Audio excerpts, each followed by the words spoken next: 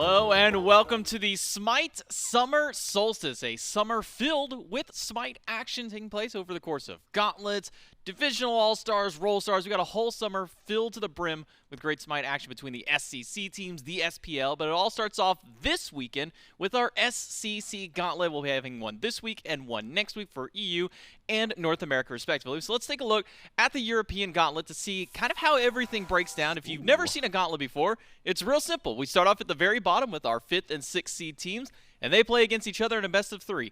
The winner of that then moves on to play the 4th seed, and then they'll play each other in a best of 3. Winner of that then moves on to play 3rd seed, and so far all the way up until you get to the very last one at your number 1 seed, and then the winner of that will be your winner of the Gauntlet. They'll win not only a little bit of prize money, but they'll also get to come out here into Alpharetta in about a month or so time to join in the Roll Stars event that will be taking place with the SPL teams, and they'll be your SCC representatives, one for Europe and one for North America. But as I said, this weekend, we're going to be starting it all over here in the European region.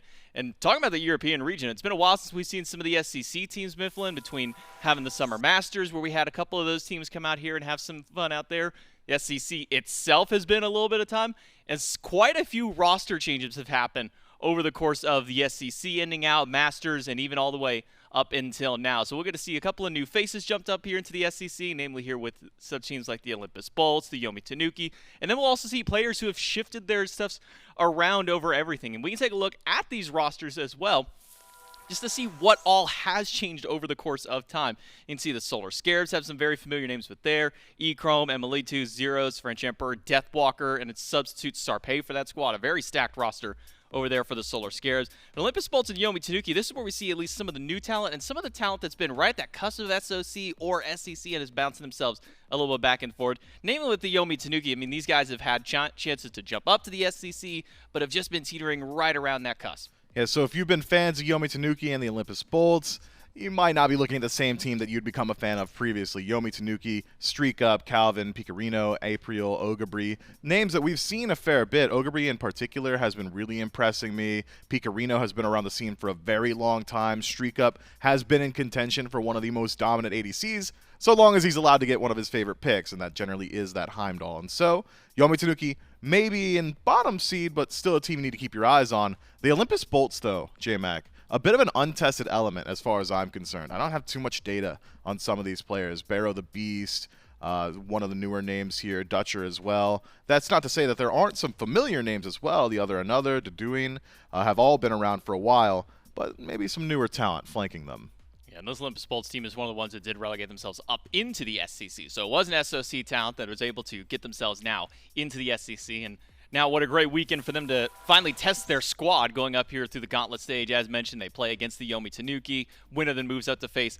Kind of funny that I actually saw Deathwalker's name there with Solar Scarab, a team that he's so apt to beat every time that he goes up towards an SPL team, now taking that Solar Scarab's moniker for himself. But that's obviously the matchup coming up later. It's first the Olympus Bolts and the Yomi Tanuki kind of facing off here. And as you said, with the Olympus Bolts, a team that we don't really have much data on for a few of these players. They've been playing right at the top of the SOC for some time. A couple of players have been able to jump into the SCC, at least namely with players like Deduin and some of those ones out there. So curious to see how some of these talents who have had that chance to SCC can kind of get their maybe less experienced squads up with their team. And I think experience is a major talking point for teams, especially towards the bottom of the SCC, because when I think of Europe in particular, macro has never once been a weakness of this region. They understand how to push a lead once it's been established, when to rotate towards objectives, how to control them and desync them and make sure that once a team falls behind, they stay behind. So where is the delineation between the bottom and the top? If it's not macro, where's it got to be? And it's got to be the micro. Laning phase for this team is something I'm going to be keeping my eyes on throughout the entirety of this event, assuming they are allowed to run through the entirety of this event, because that has been one of their primary weaknesses, the ability to survive the laning phase, to deal with that mid 3v3 or hold your own in that dual lane. And in a region where if you do fall behind, you're generally going to stay there, that tends to lead to some struggles. Yeah, I think also just noting with Other and Deduin, if you were kind of watching some of those highlights, it's a bit of a role swap for them. Other typically a mid laner, now moving into the jungle for this team. Deduin normally the jungler, now moving over to the solo. And as mentioned, Barrow the Beast now joining them, a player that we haven't really gotten to have much data for there. But Dutcher and Maestro both sticking towards their traditional roles for the matchups that they've been playing, at least as of recent time. And then up against them, the Yomi Tanuki, as we mentioned, a team that we do have a little bit more data on, one that we've seen some of these players kind of sticking through the SEC for some time. As mentioned, Streak Up, Calvin, Picorino, those three in particular we've been seeing very recently and very dominant performances by them, but as well, Apriel and Ogbury as well joining this roster. We got a lot of expectations for this team. There are expectations to be sure, but still a team that finds itself at the bottom of the seedings. I think a lot of parallels between Yomi Tanuki and the Olympus Bulls, and that some of the struggles are shared between the two of them. So I would say, even with seeding advantage over to the Olympus Bulls, this is one where you could just go ahead and flip a coin on who is likely to come out on top of the day. A lot of these games are going to be dictated by drafts, and drafts are, I think, going to be very interesting throughout the entirety of this weekend, in that it's been 2 patches since we had gone live, 1 hotfix and 1 legitimate patch, and so the meta likely has shifted a good deal. We'll see which one of these squads has adapted a bit faster. Yeah, I'm curious to see maybe how some of the builds change up as well. Remember, we've had a lot of changes from 10.6, where we saw some general nerfs across the board to damage and defense. Then in the 10.6 bonus, we saw some of those numbers tune back up a little bit, specifically in the mage category, because we were seeing a lot of kind of either assassins or hunters make their way towards the mid. Very few mid laners. So we'll see maybe what some of the mages at least pop out of here, and then maybe some of the change-ups to some of the other builds across the board. Let's jump into the picks and bans, though, for game number 1 between the Olympus Bolts and the Yomi Tanuki. As mentioned, a best of 3 between these two teams to see who's going to move on to face the Solar Scarabs and continue to advance their way up the EUSCC Gauntlet. But it all does start here, at least in the drafts and in the picks and bans here for this very first game. I got to imagine, though, having been about a month or so since competitive, we'll probably see at least a little bit of similarity from what we were seeing at the tail end of Masters kind of bleed its way through, thinking at least in style in terms of support picks. Ganesh was one of the top performers at that Masters event, so maybe we'll see some of that kind of bleed here into the SEC. Marty as well, one of the strongest guys, and if you've been following SMITE socials at all, you know everyone's been evaluating his numbers. Why is that ultimate hit so hard? Still hits very, very hard. Still a very viable pick, and one that the Olympus Bolts have elected not to have to deal with, at least in game 1 of this set. Seems like there have been some slight meta adaptations, though. I don't remember seeing Freya and Kali so highly prioritized, especially in that ban phase. Hyper carries in a pretty decent spot right now. In Europe, games tend to go just a little bit longer. And so, given that time, a true 6-slotted Kali, you're not going to argue against it. A Freya, the exact same. Yeah, the Kali we were typically seeing against, like, Johnny. That was kind of the pick. If you're going against Johnny, go ahead and ban the Kali away. Teeth that one out of his hands. Along with it, though, Thor, Kuzenbo. We were seeing a bit of Kuzenbo at the very beginning of Masters. Was kind of seeing some interest, seeing a lot of bans. Now we'll continue that trend here. Robin, who was very dominant during the SMITE Summer Masters, will also see a ban there. But Baba Yaga picked up first, along with the Zhang Kui immediately with that one. Very interesting seeing that one probably going over to Soul Lane, I imagine, with this Baba picked up. And then Rom and Jormungandr over for the Yomi Tanuki. No surprises, some of the top performers from that Masters event as well. This is a very CC-like composition now from the Olympus Bolts. Generally, your Soul Laner is going to have at least a bit more guaranteed CC. Just having that stun from Zhang Kui, it's all right, but it's not a dedicated tank, and it's more so about the DPS. And so I'm looking towards jungle selections for Yomi Tanuki, things that can really put a slowdown on this scaling style of composition.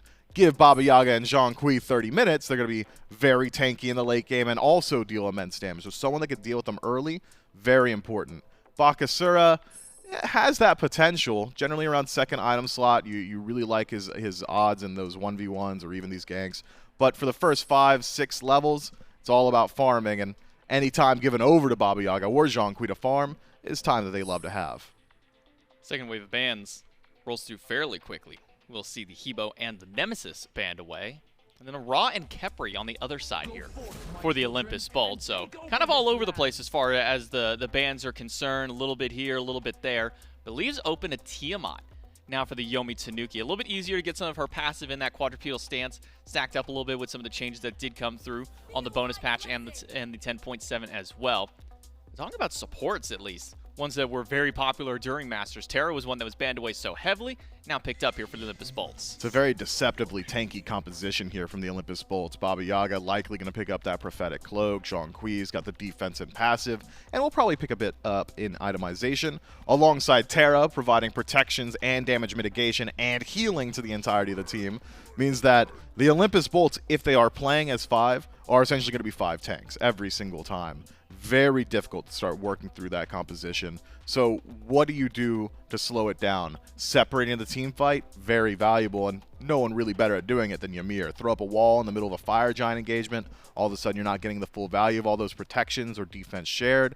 Maybe catch someone out in the jungle. This pick-based composition with freezes and walls, have Bakasura be that single target. I actually really do like some of the answers starting to develop here for the Tanuki. The Olympus Bolt and the Yomi Tanuki. It's single elimination through this gauntlet. It all starts here in game number 1 of the best of 3. Who will come out on top? Let's jump right in to this first game between the Bolts and the Tanuki. See how things start to play out. Our first event for almost a month of competitive play that we have been absent. We'll get to see our first look now. How teams start to adapt to this new style of meta, maybe some of the new picks, some of the new bans, maybe even just some of the new item builds that might come through for some of these players out there. But as far as more than anything is concerned, we haven't been seeing a whole lot of Rise of Crit, so at least for Hunters, probably the biggest one that kind of comes up, especially with this 10.7, was the change to Silver Branch, getting more stacks back available to its passive. I've been seeing a lot of shifts towards more of the stim-based Hunters to kind of boost them up. Yeah, Rom was always one of the just absolute best users of Silver Branch, and how was that potential to reprise his role here? Maestro on the Hachiman's got a little bit of attack speed stim himself, but I'm not so certain he's going to be making as good of use of that new item. And so, we'll see how builds start to change. As of now, for the most part, looks about the same as it was on previous patches. Only difference, we see some Bumbas pickups now. Usually it's Eye the Jungle for Thanatos to speed up that early game a bit, but with Bumbas, you've got the opportunity to go in towards Spear in the late game, a little bit of additional penetration, or maybe some CDR if he feels like he can stick around in these fights a bit longer. And something we did see a little bit at Masters, it wasn't every team doing it, it's just a couple of them. Specifically for the supports roles is kind of where I'm pushing this one. Warflag picked up. Now, we go back a year, maybe even 2 years when Warflag was kind of bumped up and into it. Nobody was picking up this item. Solo laners weren't touching it, supports weren't touching it. Kind of just felt like your casual games style of pickup. But now we're starting to see it a little bit more in the support role. What are some of your thoughts on Warflag? It's decent sustain, right? Getting the HP back on assist on minion, always going to be pretty valuable. Additional gold as well, so there's very strong options to stick around in the laning phase. It's not the exact same output as something like Sentinels or something like that, but the passives, I think, just so valuable. The stat line, pretty decent as well. Warflag, to me, is just a much more aggressive item. It's for supports that want to get in your face, stay in your face, and leverage their HP as a resource. We'll see how this Warflag works out for both. Started out as a good early wave, at least for the Yomi Tanuki, but now the Olympus Bolt's able to fight back through. A lot of poke damage coming from Maestro on that Hachiman, able to use just his regular in-hands for clear. Dutcher's using most of his abilities to do so, and then saving that banner mostly for poke. We're kind of over in this soul lane. We saw a little bit of Jormungandr. We saw a lot of bans mostly allocated towards him, but now seeing a little bit of play, and up against the Zhang Kui. This soul lane feels like it's not much of a kill lane, at least up against the Yorm.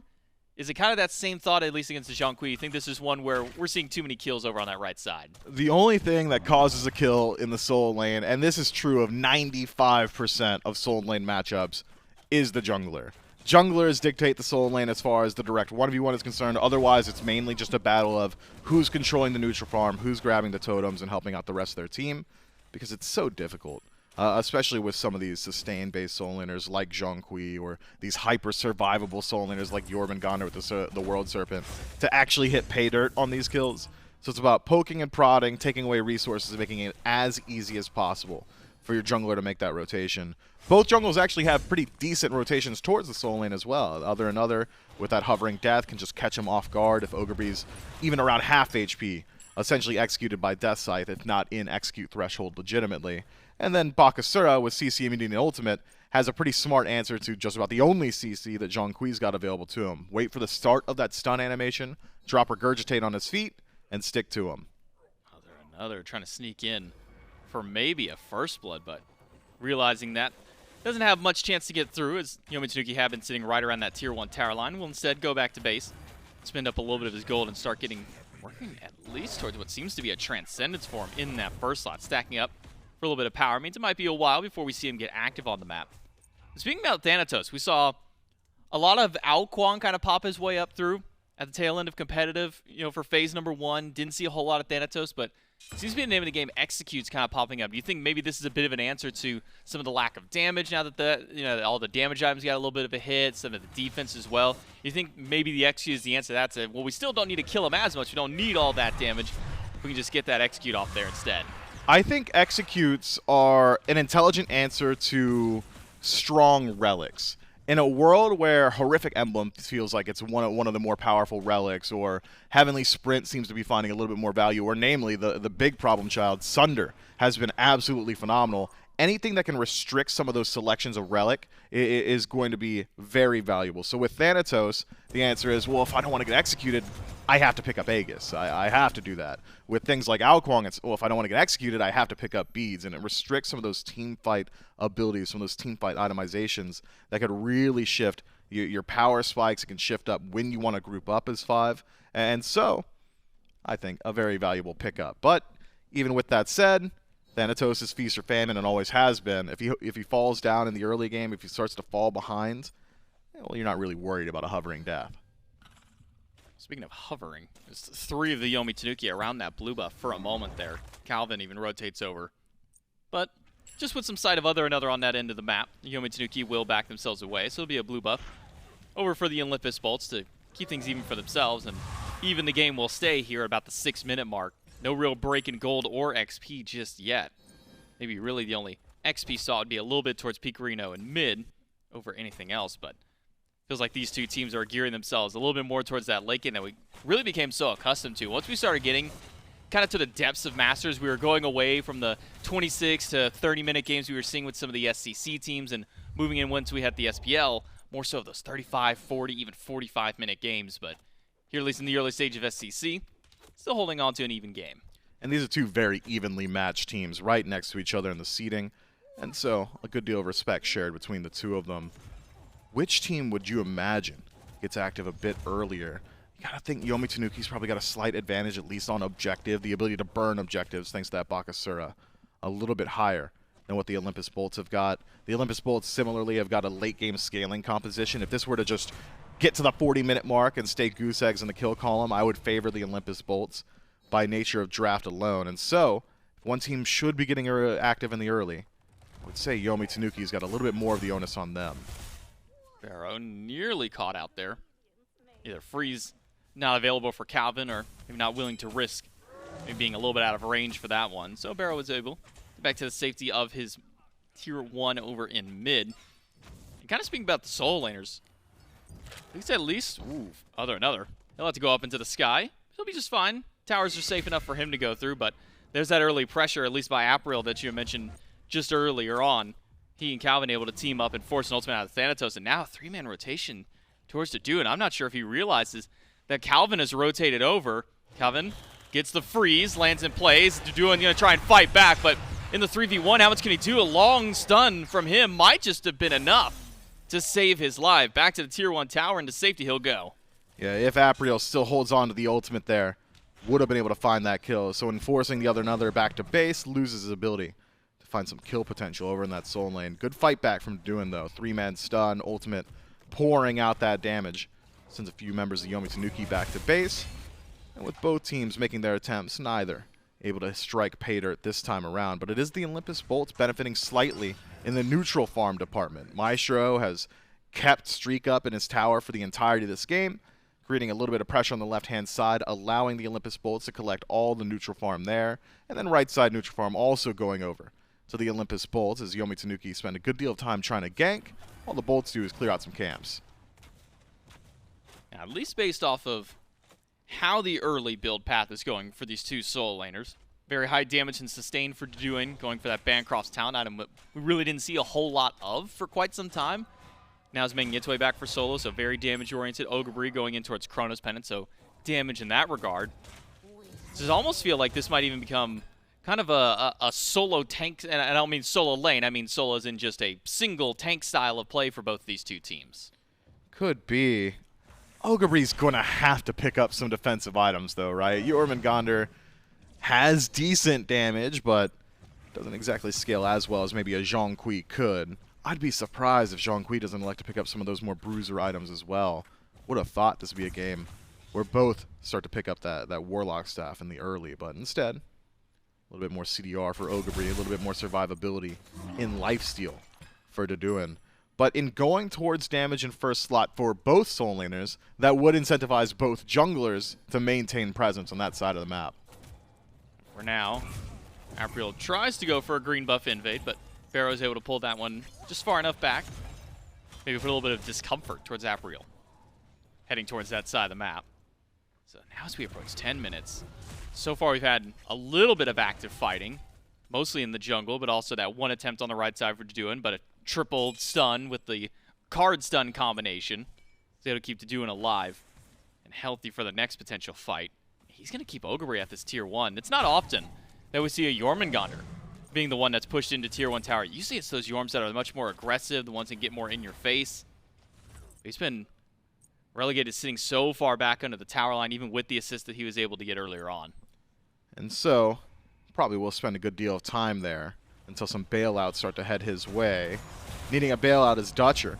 Takes a bit of damage in the jungle, but just tossing out that Monolith will make him knock up immune, and so Tornado gets no value from Picarino. It's just 10% of the Terra's HP in this trade. Neither team confident in their ability to push in towards anything concrete. We've seen the one true attempted gank on right-hand side, the 3-man stack from Yomi Tanuki, go unrewarded. Since then, both teams content to trade out neutral farm, split the map. Yomi Tanuki doing a good job of controlling a bit of it this time around. Last rotation, a neutral farm had entirely gone to the Olympus Bolts this time around. The Tanuki find a bit, bring us back to a state of complete parity. Both these teams essentially just mirroring each other. Well, you did mention some bruiser items, maybe a little bit of tankiness for Dodoon. He will go towards Prophetic Cloak. We're able to stack that up easily magic-wise up against his opposition. The Jormungandr is going to provide him some free stacks there in the solo lane. We'll need to rotate out. Or maybe hope on the jungler rotating over to get some more of the physical stacks through. So it might be some time before we get some extra value from that item there for Dodoon. So I wonder where Ogabri goes. Feels like it's been so long since he's gone back to base to build an item. I wonder what he's either waiting for, trying to get some gold towards, or just waiting for a moment to go back. He does have a fully upgraded teleport, so he can go back just about any time that he needs to, but feels like it's been so long since we've seen him head back. That's the secret of Jormungandr, J-Mac. They don't need to go back, not unless they just legitimately feel like it, because it's such a safe pick. Will make his way back to base. Item purchased. And it's a Stone of Binding, a little bit more facilitation there. Initiate the fight with a knock-up, and all of a sudden, whoever has been sent into the air maybe won't have an opportunity to land as they're taking additional damage. Small skirmish around the Stygian beacon, but more presence from Yomi Tanuki does force Dutcher back a bit. Calvin will stand inside the beacon's point. But still a little bit of poke back from the Olympus Bolts. They've got the man advantage now for all 5 players rotating over. Stun onto Picarino will at least keep him back. Dodoon getting poked right back through. Will continue to try and fight through, but has he stepped up too far? Knockup is good. Get a little bit of extra poke now. It's a full 10-man squad here at mid. We might see our first blood break through. Maestro dashes in, has to use the ultimate to get out. Another dunks in, but doesn't find an execute instead. Wow. It's the damage from Barrow's ultimate that takes down not just 1, but 2 in return. Streak up from the sky. Unable to get any damage, and this Jormungandr Ogabri has to use his ult defensively to get himself back out. And Barrow's just off the mark with the damage. Double kill for the Bolts and the first beacon of the game. The Olympus Bolts are just too tanky already. By the time the damage started to roll through from Yomi Tanuki, ultimate had just been popped by Dodoon. Barrow the Beast has an HP shield to play with. Dutcher drops Earthen Fury on the entirety of the team, and nobody takes substantial damage on the Olympus Bolts. Yomi Tanuki forced to retreat and had already used so many of their teamfight resources just previously. Freeze from Calvin hits Dodoon alone. Dodoon takes 1 bit of damage from Primordial Onslaught, says that didn't hurt at all, and sticks around in the teamfight just fine. Picarino jumps forward, loses out on his CC immunity, and from there, the Olympus Bolts think to themselves, well, okay, no more Tiamat ult, no more problems for us. Able to roll through that team fight very, very easily. Yomi Tanuki struggle to secure those kills, even with the double global presence, J-Mac. Streak up to the air, couldn't quite find that last shot onto another. Ogabri says, I'll do it myself. Wasn't quite capable of doing it either with that World Serpent. And so, the Olympus Bolts, although they bide their time for 13 minutes, strike first and strike cleanly. Well, maybe a pick on an Ogabri. No, he does have that World Serpent, able to get into it just in time. But now, could be to do another in danger. The third hit does swing through to do, and still trying to fight back. He's so tanky, but with 3 people around with the rotation from Picorino, that's a bit too much. Barrow frozen out by Calvin in mid, but maybe a turn back around onto the Ymirs. Calvin alone is not enough of a threat. And so Dodoon, in an effort to prevent that from happening again, has elected to pick up a little bit more defense in that third slot. As he starts to build that one up, could be Breastplate of Valor, could be that he's got his eyes towards some CDR, able to extend those tags out a little bit more consistently or have those stuns available a little bit more often. Will prevent these melee-based gods on Yomi Tanuki from securing that kill. Pyromancer pulled out. It's just Dutcher here to defend. Just going to do his best to take it out. Uses the ultimate. Doesn't take that one away. And a wall from Calvin. Tries to separate the fight, but now it's Barrow another right back in. But Death Scythe is off the mark. It's a dive by another, but doesn't want to go too far. He'll rely on Barrow instead to make sure to close out that ultimate as Ogrebury makes his rotation through. Doesn't find a whole lot of damage. It's 1 pick for the Olympus Bolts, but it's an objective for the Tanuki. Calvin for Pyro, a clean trade and one that Tanuki would take given every single opportunity. But I've been fixated on this duo lane, and I'm glad Doug brings the camera over as well. Streak Up has been exactly where he is now for the entirety of the runtime of this match. 15.5 minutes, J-Mac. Where is the jungler? Where is April? Why is he not trying to help out over here? It's not as if Hachiman is unkillable, especially if he's playing on tower line. He's one of the safer hunters with that CC immune ultimate, but pressure relieved would go a long way. Streak Up's one of your late game win conditions, and with dominance already finished, having a little bit of that penetration available will help out with the tankier targets of the Olympus Bolts. This off-tank, pseudo-tank playstyle composition that they've developed for themselves. And answers your ADC, and so far the ADC's been given no help. It's been unchecked over in the duo lane ever since the first really few levels of the game. It was level 1s through 3 that Maestro is sitting at tier 1 tower having to play defensive, but as soon as that level 3 ticked over for both him and Dutcher, it's been Maestro at the enemy tower line the entire way through. Calvin throws up a wall, tries to get some relief for Streak Up, and does at least force the Olympus Bolts away from the shield buff for the time being, but Dutcher's not going to want to give this one up for free. Does throw out the wall, but Bolts do pull the buff away, at least for the time being, so a little bit of relief given to Streak Up, and a little bit of that neutral farm now going to the Tanuki's Hunter. Yeah, the Tanuki's Hunter likely thankful for a bit of presence there from his team. Not many other places you can put your attention right now on either side. With Pyromancer off the map, Gold Fury the only feasible objective, 17 minutes in.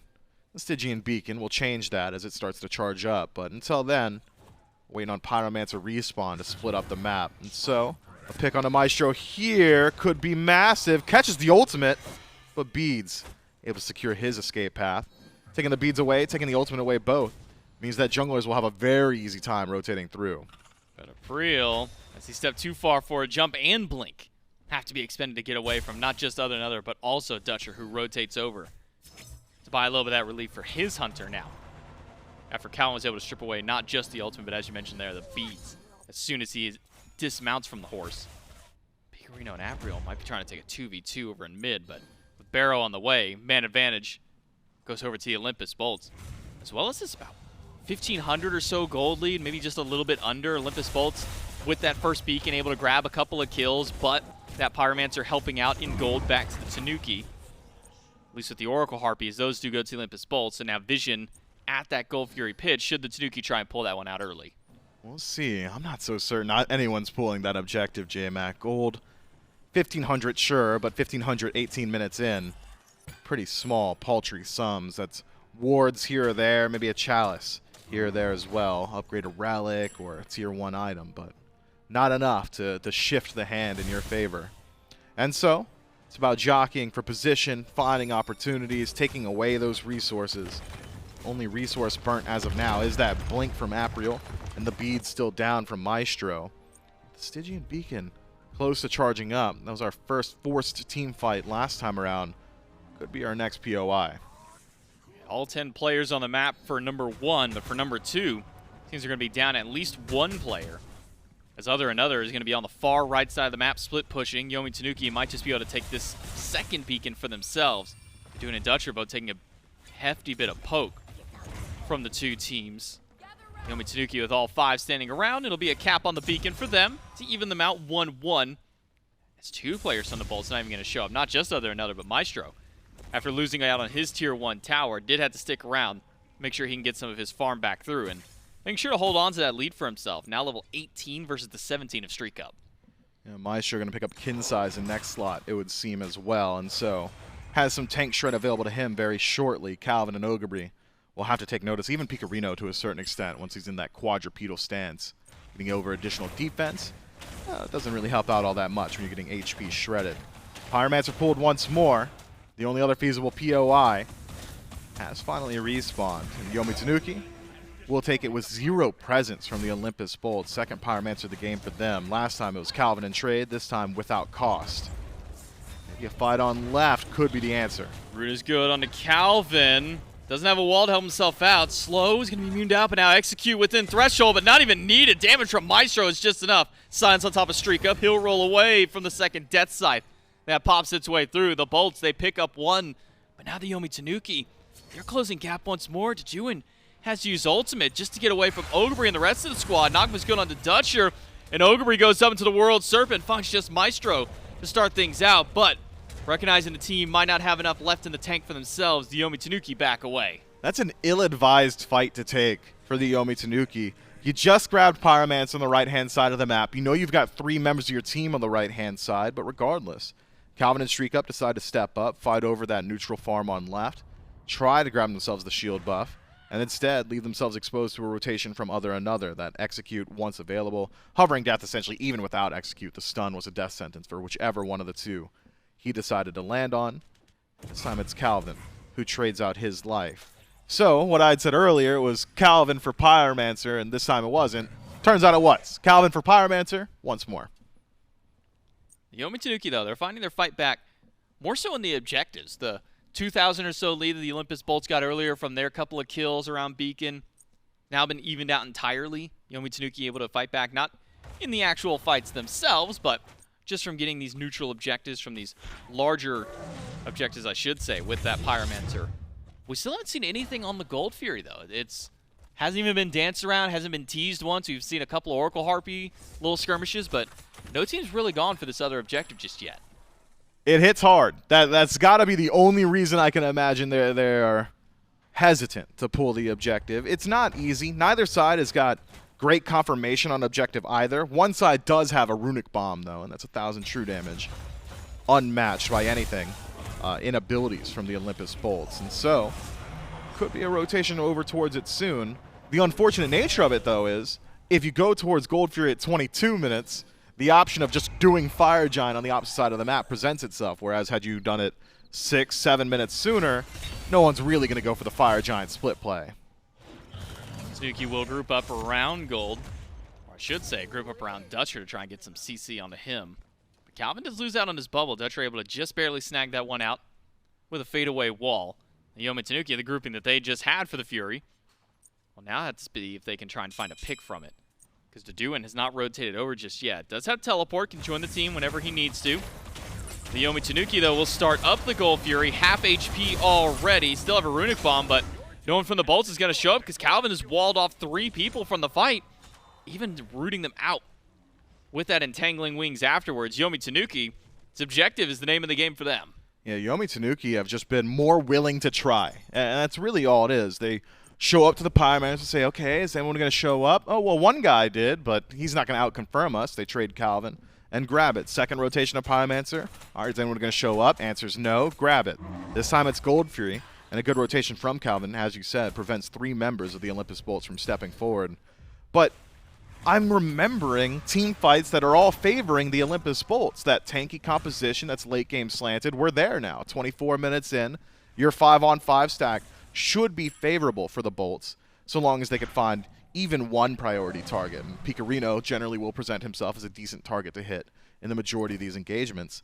And so it's this unwillingness to fight from the Olympus Bolts that has left me a bit dumbfounded in this exchange. It is very surprising to see that every single team fight that has happened so far has come up Bolts. But it's Yomi Tanuki once more who just say, well, they can win the team fight, but they're not bringing it to us. Pyromancer over to the Chaos side with 0 fight back for the 3rd time. The Olympus Bolts have 2 on the left side of the map. Yomi Tanuki They have to recognize this now. They've got 4 on right side. They could maybe try and force something somewhere on the right side of the map. It's going to at least be tier 1 tower. April does drop the runic bomb through, so all tier 1s now stripped off the map and away from the Olympus bolts. We're still just going to keep those 2 on the left side of the map. Not seeing any rotation from another until just now. Making his way through mid, but Beacon's coming up in just a moment. And that's where we see the next big rotation from the Tanuki. They'll send 3 immediately over towards mid. It doesn't seem that there's going to be any pushback now, at least from the Olympus bolts. This Beacon will stack up. We'll send the Titans out for their push down one of the lanes here. It seems that mid will likely be the call for it, given that there is still a tier 1 tower standing there, at least for the Yomi Tanuki side of the map. So now that we've seen maybe a lack of wanting to fight for the Yomi Tanuki, do you think that they maybe try and push with these Titans and actually we see them try and bring a fight to the bolts? You know, it's not even lack of want from Yomi Tanuki. I think if we were to say one team were not wanting an engagement, it would be the Olympus bolts, who are late to the rotation of the Stygian Beacon once more. Chaos controls this one. Should be a disengage call. Instead, it's an all-in. Oh, there another. Can he get up into the sky in time? Doesn't have a chance to channel that one. Goes back into Ogabri, and Shrikup takes him down with a snipe. World Serpent by Ogabri just to keep the fight separated out, but Calvin is falling low. He's got to back himself out, but Aduin goes back in, tries to get some poke on a Picarino. Is just so low. One more shot from Barrow will take him down. A 1-for-1 trade at the Beacons. And the Titans will spawn in just a moment. Mid-jungle trade shifted in favor of Yomi Tanuki by grabbing the beacon for themselves. April, a bit of trouble here. Forced to use those beads. Concerned with that slow from the tag. Daduin finds a little bit more value in exchange for his blink. So the Olympus bolts now find themselves in a precarious position. A dash forward from Streak Up. Auto attacks, just one more. Will knock down the Zhong Kui. So it's beads for life. A trade the Olympus bolts likely unwilling to take once more, because that's 50 seconds without your Soul Laner and no teleport on respawn. Means Yomi Tanuki might just have an opportunity to look towards the Fire Giant. I can tell you, that might be the most valuable Zhong Kui for burning beads I've seen in a while. Gets a card slow to take beads and then a stun after to get beads. Unfortunately for Daduin, loses his life alongside that second burnt relic. But now the Titans clashing in mid. Tanuki first ones to group up, and with the man advantage, Daduin still down for 20 seconds and his teleport another 30 after that one. Yomi Tanuki, their Titan will be the ones to succeed and move in. Really? Instead of going for any team fight, it's a push over towards the Primal Fury. With how difficult it's been to take down some of these objectives, gonna try and make it a little bit easier with the Primal. Yeah, but this late in the game, how valuable is Primal Fury really? It's generally just that passive of making it easier to knock down the Fire Giant that you're going to gain from that. The additional gold, it's fine, some sentries, but gold is not so far separated this late in the game that it's even giving a massive advantage over to Yomi Tanuki. Would have thought with that 20-second respawn timer post-defeat of Titan. Titans meet in the middle of the map. They knock it down. There's still 20 seconds left on Daduin's respawn. No teleport on respawn either. Means that they could have gone to the Fire Giant, had 30 seconds in a 5v4.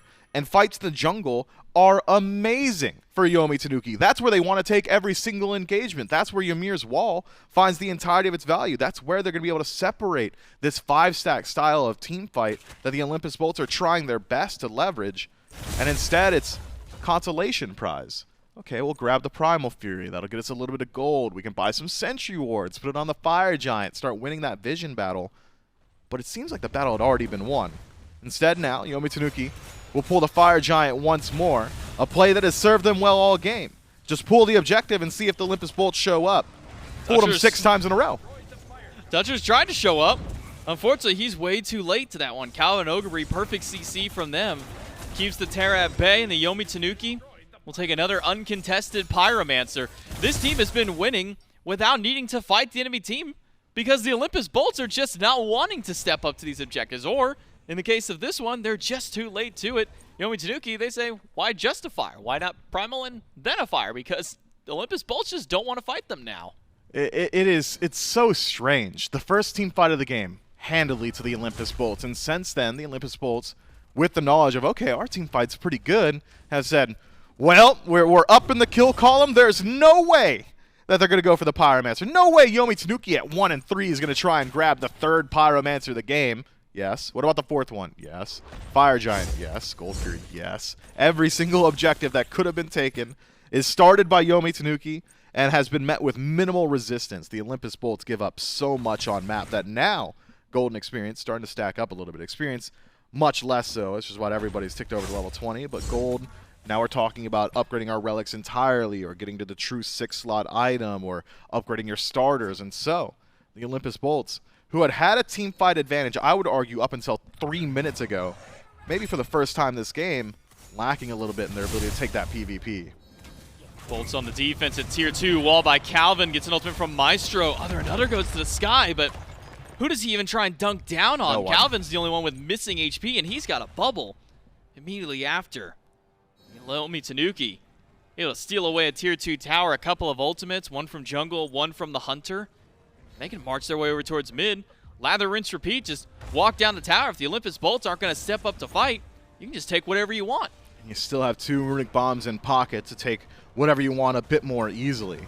The Olympus Bolts can try and slow down this siege, but one of the issues of only having the one true dedicated tank is that if anyone's going to start a fight, it's got to be Dutcher, and Dutcher's got a pretty poor matchup into this Ymir. Calvin walks forward, says, you could dash into Monolith, but I'll catch you with the freeze, and so Dutcher backs himself up. The rest of the Olympus Bolts say, well, our tank is backing up, so we have to.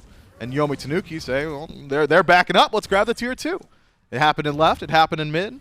This time it's a 5v4 on right, with another on the left. It'll happen here too. Quick leap from Barrow, gets away from the freeze, but now with Maestro so low, Shell the only thing keeping him alive. Ogrebury going in for the chase, but it's the snipe from Streak Up that's able to secure the kill onto the Hunter. And a continued follow-up by Ogrebury as he goes back in under the Phoenix. Barrow's forced out. Deduin might be sent back to base. One more shot would do it, but body blocks from Barrow keep him alive. Not for much longer, though, because Picarino's dove in. And with another in the back line, he's able to get one and try and hold back Yomi Tanuki, but with Streak Up still alive and healthy, Phoenix is his target, and Picarino says, I'll take a double kill while I'm uncontested in the back line. Maybe even a triple if he can get towards Deduin, who's just being chased out by April Stun. Will keep him at bay. Deduin will not be able to make it to the fountain. A couple of autos by Streak Up knock him down. The Titan pulled by the Tanuki, but none of them really healthy to tank this one up. They might just be forced back, even with Dutcher standing by. Ultimate from Calvin. It's got damage. A full dive in by the Tanuki.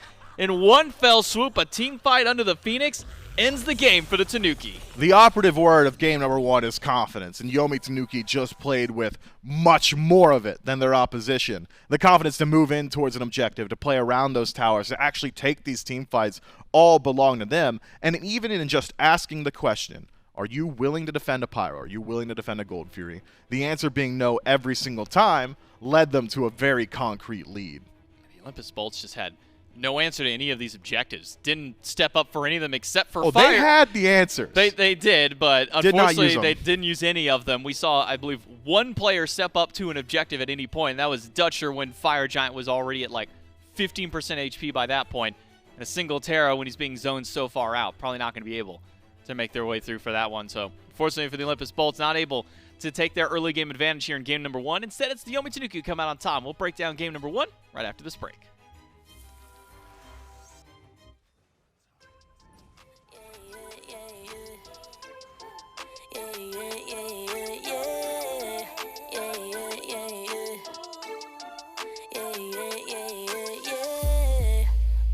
Look what you done. Took a living woman and turned her into stone. I guess I should be thankful. You gone cause you chew with your mouth full. I should've run once I figured out that you can't work your tongue. I guess I should be grateful. You're gone, I mean that was painful. Like I said, I'm really glad you're gone, but I'm sad to see what I've become. I was burning like a girl on fire, then you came around and put it out. You really made me think we were lovers. I let you in and underneath my covers. All I wanted was a hot girl summer, but I'm a cold bitch now, what a bummer. You really played my heart like a drummer, mentally drained me kinda like a plumber. All I wanted was a hot girl summer, but I'm a cold bitch now, what a bummer, yeah. Who you think you are? Literally no one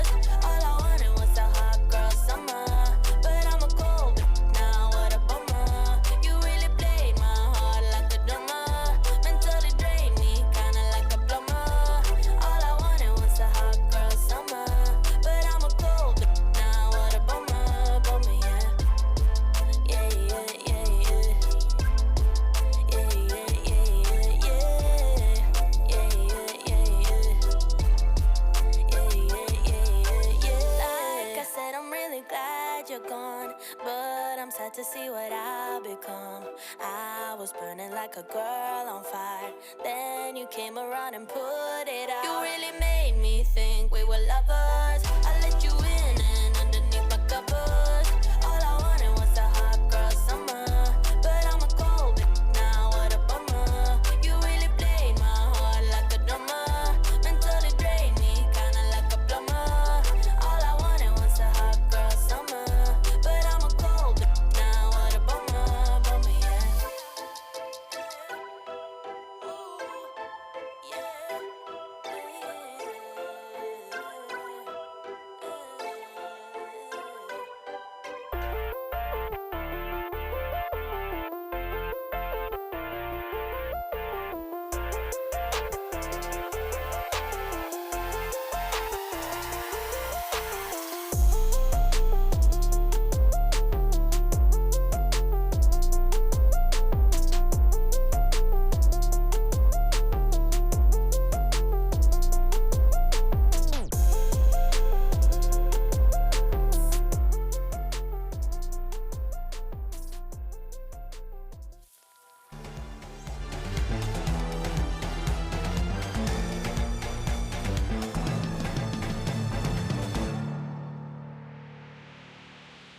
Game number 1 of our EUSCC Gauntlet goes over to the Yomi Tanuki, but it's a best of 3 in this matchup to see if they can move on to face the Solar Scares. But before we move on with our Gauntlet, I want to talk to you guys a little bit about some new merch that's in our store from Skulls. If you go over to shop.hi-rez.com and you go to the SPL tab for the SMITE Pro League and you hover on all the teams, we got brand new t-shirts available. I believe they're quoted as the badge tees now available for each and every one of our SPL teams. And let me tell you, these are actually some pretty sick designs that have come through there. So if you want to pick one up for your favorite team, go over to shop.hi-rez.com and pick one up today. Thank you so much to Skulls for continuing to be the merch sponsor here for the SMITE Pro League. And in our Summer Solstice and the EUSCC Gauntlet, game number 1, as mentioned, goes over to the Yomi Tanuki. And this just one felt like one that the Olympus Bolts started out so great for themselves. Mifflin is a double kill at that first beacon. They pick up a quick early 2,000 gold lead. And then it just feels like the Olympus Bolts don't do anything with it beyond there. They're not trying to force any fights. They're just letting objective after objective go to the Tanuki. And then all the Tanuki need is one team fight on the right side of the map to win out the game. So for those of you that, were skimming it, or maybe you just tuned in, it was 13 minutes till we saw the first bit of action. That erupts around the Stygian Beacon. From there, I believe it ends 3-1 on first team fight, and we stay there for a good long while. Olympus Bolts happy, content. Okay, we got our 3 kills. Surely we could just hang in there, just group up as 5 at the 50-minute mark. Incorrect. Yomi Tanuki become bored with that slow pace. Say, we'll move in towards the objectives. They heat check the Pyromancer. Nobody shows up. They do it again. Nobody shows up. They do it twice more. 4 total Pyromancers. Nobody shows up to defend. Not a single time. Tried on the Fire Giant, no defense. Tried it on the Gold Fury, Yomi Tanuki could not buy a fight. There were as many objective kills for Yomi Tanuki as there were God kills. Parity, 7-7 at the end of the game. An absolutely ridiculous pace. And it's one where the Olympus Bolts, throughout the entirety of the first 20, 21, 22 minutes of the game, I would argue had PvP advantage the entirety of that time. Instead, decide to go for the path of least resistance and give over just too much to the Yomi Tanuki. By the time they had started to broach the base, by the time Yomi Tanuki started to knock down these Phoenixes, the lead just a bit too large, and the Olympus Bolts, no fight back. Maybe it's just a bit of inexperience from the Olympus Bolts against some of these SCC teams that lead them to a position where they're now. Because, again, started out great for them. Great double kill at the Beacon. Eventually leads them to a 3-1 lead to start things out. 2,000 gold up in the early game. They just don't really do anything beyond there. They don't really try and force any team fights. And the Yomi Tanuki can just coast on taking every single objective that they possibly can in the game. The only thing they could have done more was not win the game and then just go for more, at least beyond that point there. If they want to take another Fury, so be it. If they want to take another Pyromancer, wait for fire, sure, they could have done that. But maybe, as you said, just a little bit bored waiting around for a whole lot of nothing to happen, so they forced the fight to happen at the very tail end of that one. And it's the Yomi Tanuki who start out this best of 3 with a game 1 win. So moving into game number 2, adaptations maybe more so on field than in draft for the Olympus Bolts, or do you think maybe there is something in the draft that needs to switch up for the Bolts as well? I think when you're generally a newer team that have got some less experienced talent behind you, playing drafts that are simple, classic SMITE, simplified, play themselves style compositions are very important, so that you can focus on the other things. So you're not worried about how do I execute this team fight. You're more so concerned with when are we going to team fight? When can we fight? Can we group up on this objective? Because that seemed to be where they were lacking. The Olympus Bolts had a very specialized composition, and it worked out in the one team fight that they attempted. So you could go back towards it, but I would like to see a composition from them that is just a little bit easier to execute on, something that can just dash taunt with an Athena, or have Ares go for a no escape, a traditional support to start up your engagement, a traditional warrior out of that soul lane to be a part of that vanguard. Yeah, so we did see at least moments of greatness from Deduin in that fight, in this game more than anything, able to get quite a bit of damage out on the Zhonghui, got a couple of relics that typically a Zhonghui probably doesn't put a whole lot of threat on. Typically when I think Zhonghui, I'm like, okay, I need an Aegis to get away from some of his ghost damage, some of his big burst. Maybe Beads to get away from one of the long stuns. Able to pull a couple of individual relics during, but unfortunately sticks around maybe a bit too long in there. So we'll see what changes do get made up for these two teams in picks and bans of game number 2. Tanuki now 1 game away from moving on to the Gauntlet and facing off against the Solar Scarabs in match number 2. And as some of the bans start to roll through, a lot of similarities to what we saw in game 1. Thor, Kuzenbo, but now Baba Yaga joins the mix of the Olympus Bolts. Yomi Tanuki will grab at least a should take away more than anything the Kali, the Freya, and the Martikaros. That leaves open Raven, and the Olympus Bolts will snap lock that one in. Yeah, Raven's been real good recently. Some of the HP changes, the shielding changes have made him a little bit more viable, the ability to stick around in those team fights a little bit more consistently as well. And in a world where Bumba's Hammer seems to be on a resurgence, Raven, one of the OG Bumba's Hammer's abusers, and so has some flexibility, could go solo, could go jungle. I think would prefer to see him in the jungle here. Yomi Tanuki going to go ahead and grab themselves a little bit more global presence once more. Ram and Jormungandr, a two-man core that served them very well in the last match. Yeah, so the Yomi Tanuki will run that one back. But it is the Baba Yaga that got banned away. That was what the Olympus Bolts were playing through in mid. So making that trade for Raven, that's where we'll maybe see as this game goes on if that was maybe worth the trade for the Olympus Bolts. Because it felt like Barrow was doing just fine in his game. Picks up the majority of the kills for his team. Even picks up that mentioned first double kill, first blood during the early team fight. So here's what mid lane changes get made there. It will be Olorun and Terra back one more time, but the Olorun now new to the mix for the Olympus Bolts. And then a Camazotz on the opposite side. We've been seeing a little bit more Camazotz pop up recently. Yeah, Camazotz, of course, just a traditional answer to Olorun. How do you deal with having your time dilated? Avoid it entirely by banishing yourself, and that's exactly what Bat Outta Hell does. You've got a little bit of decent burst, itemization as it is. Seems like it's in a decent spot for Camazotz and that he can stack up damage very easily. I think, though, that Olorun, assuming it's Olorun in the duo lane, and I think that's a fair assumption to make for the most part 95% of the time, assuming it's there, very smart from the Olympus Bolts, because that was one of their most consistent laners. In the entirety of the first 20 minutes of the game, we were talking about how Streak Up had just been stuck inside of his tower. If Olorun's allowed that same level of freedom in the duo lane, it'd be a very scary thing to deal with come late game. Discordia for the Yomi Tanuki, so that's the answer to what mid is going to happen since the Baba Yaga and the Tiamat were both banned away. But the opposite side, seems this Raven might actually be going over to the solo lane, as it's Loki now drafted for the Olympus Bolts alongside Poseidon over for the mid. So still sticking towards maybe more of a one traditional tank, but we have been seeing a lot of very tanky Raven style builds coming out from these solo laners. Another highly specialized composition here from the Olympus Bolts as well. Double mage pickup, Olorun and Poseidon. Pseudo auto attackers have got the ability to absolutely dominate objectives. Last time around it was, well, they can burn it, but they can't secure it. Now you've got Kraken. There's no way you're getting beat out by a golden apple or something like that, or a vampiric bats from Yomi Tanuki. So burn and secure a potential over to the Olympus Bolts. It's just about whether or not they're willing to group up on those objectives.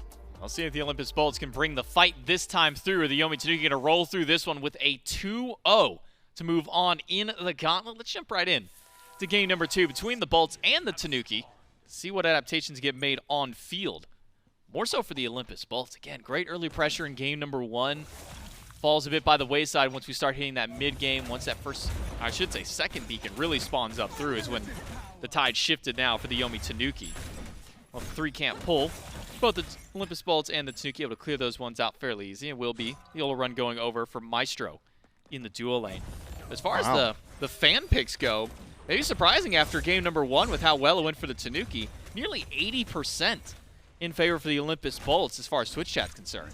Yeah, I couldn't tell you what shifted their thought process. It was closer to 50-50 in the previous match. Maybe Twitch chat was a fan of this composition from the Olympus Bolts, and individual picks do look good. We'll see whether or not they're privy to something that I'm not. The Yomi Tanuki, on the other hand, I think have still got themselves a very strong draft. The two pieces that had worked for them, the Rom and the Jormungandr, reprised here. Calvin back on the Ymir. Had a bit of a slow early game last time around, but made up for it greatly in that mid to late game. Initiations and the ability to separate those team fights, very valuable. Only differences being mid and jungle. Picarino on the Discordia.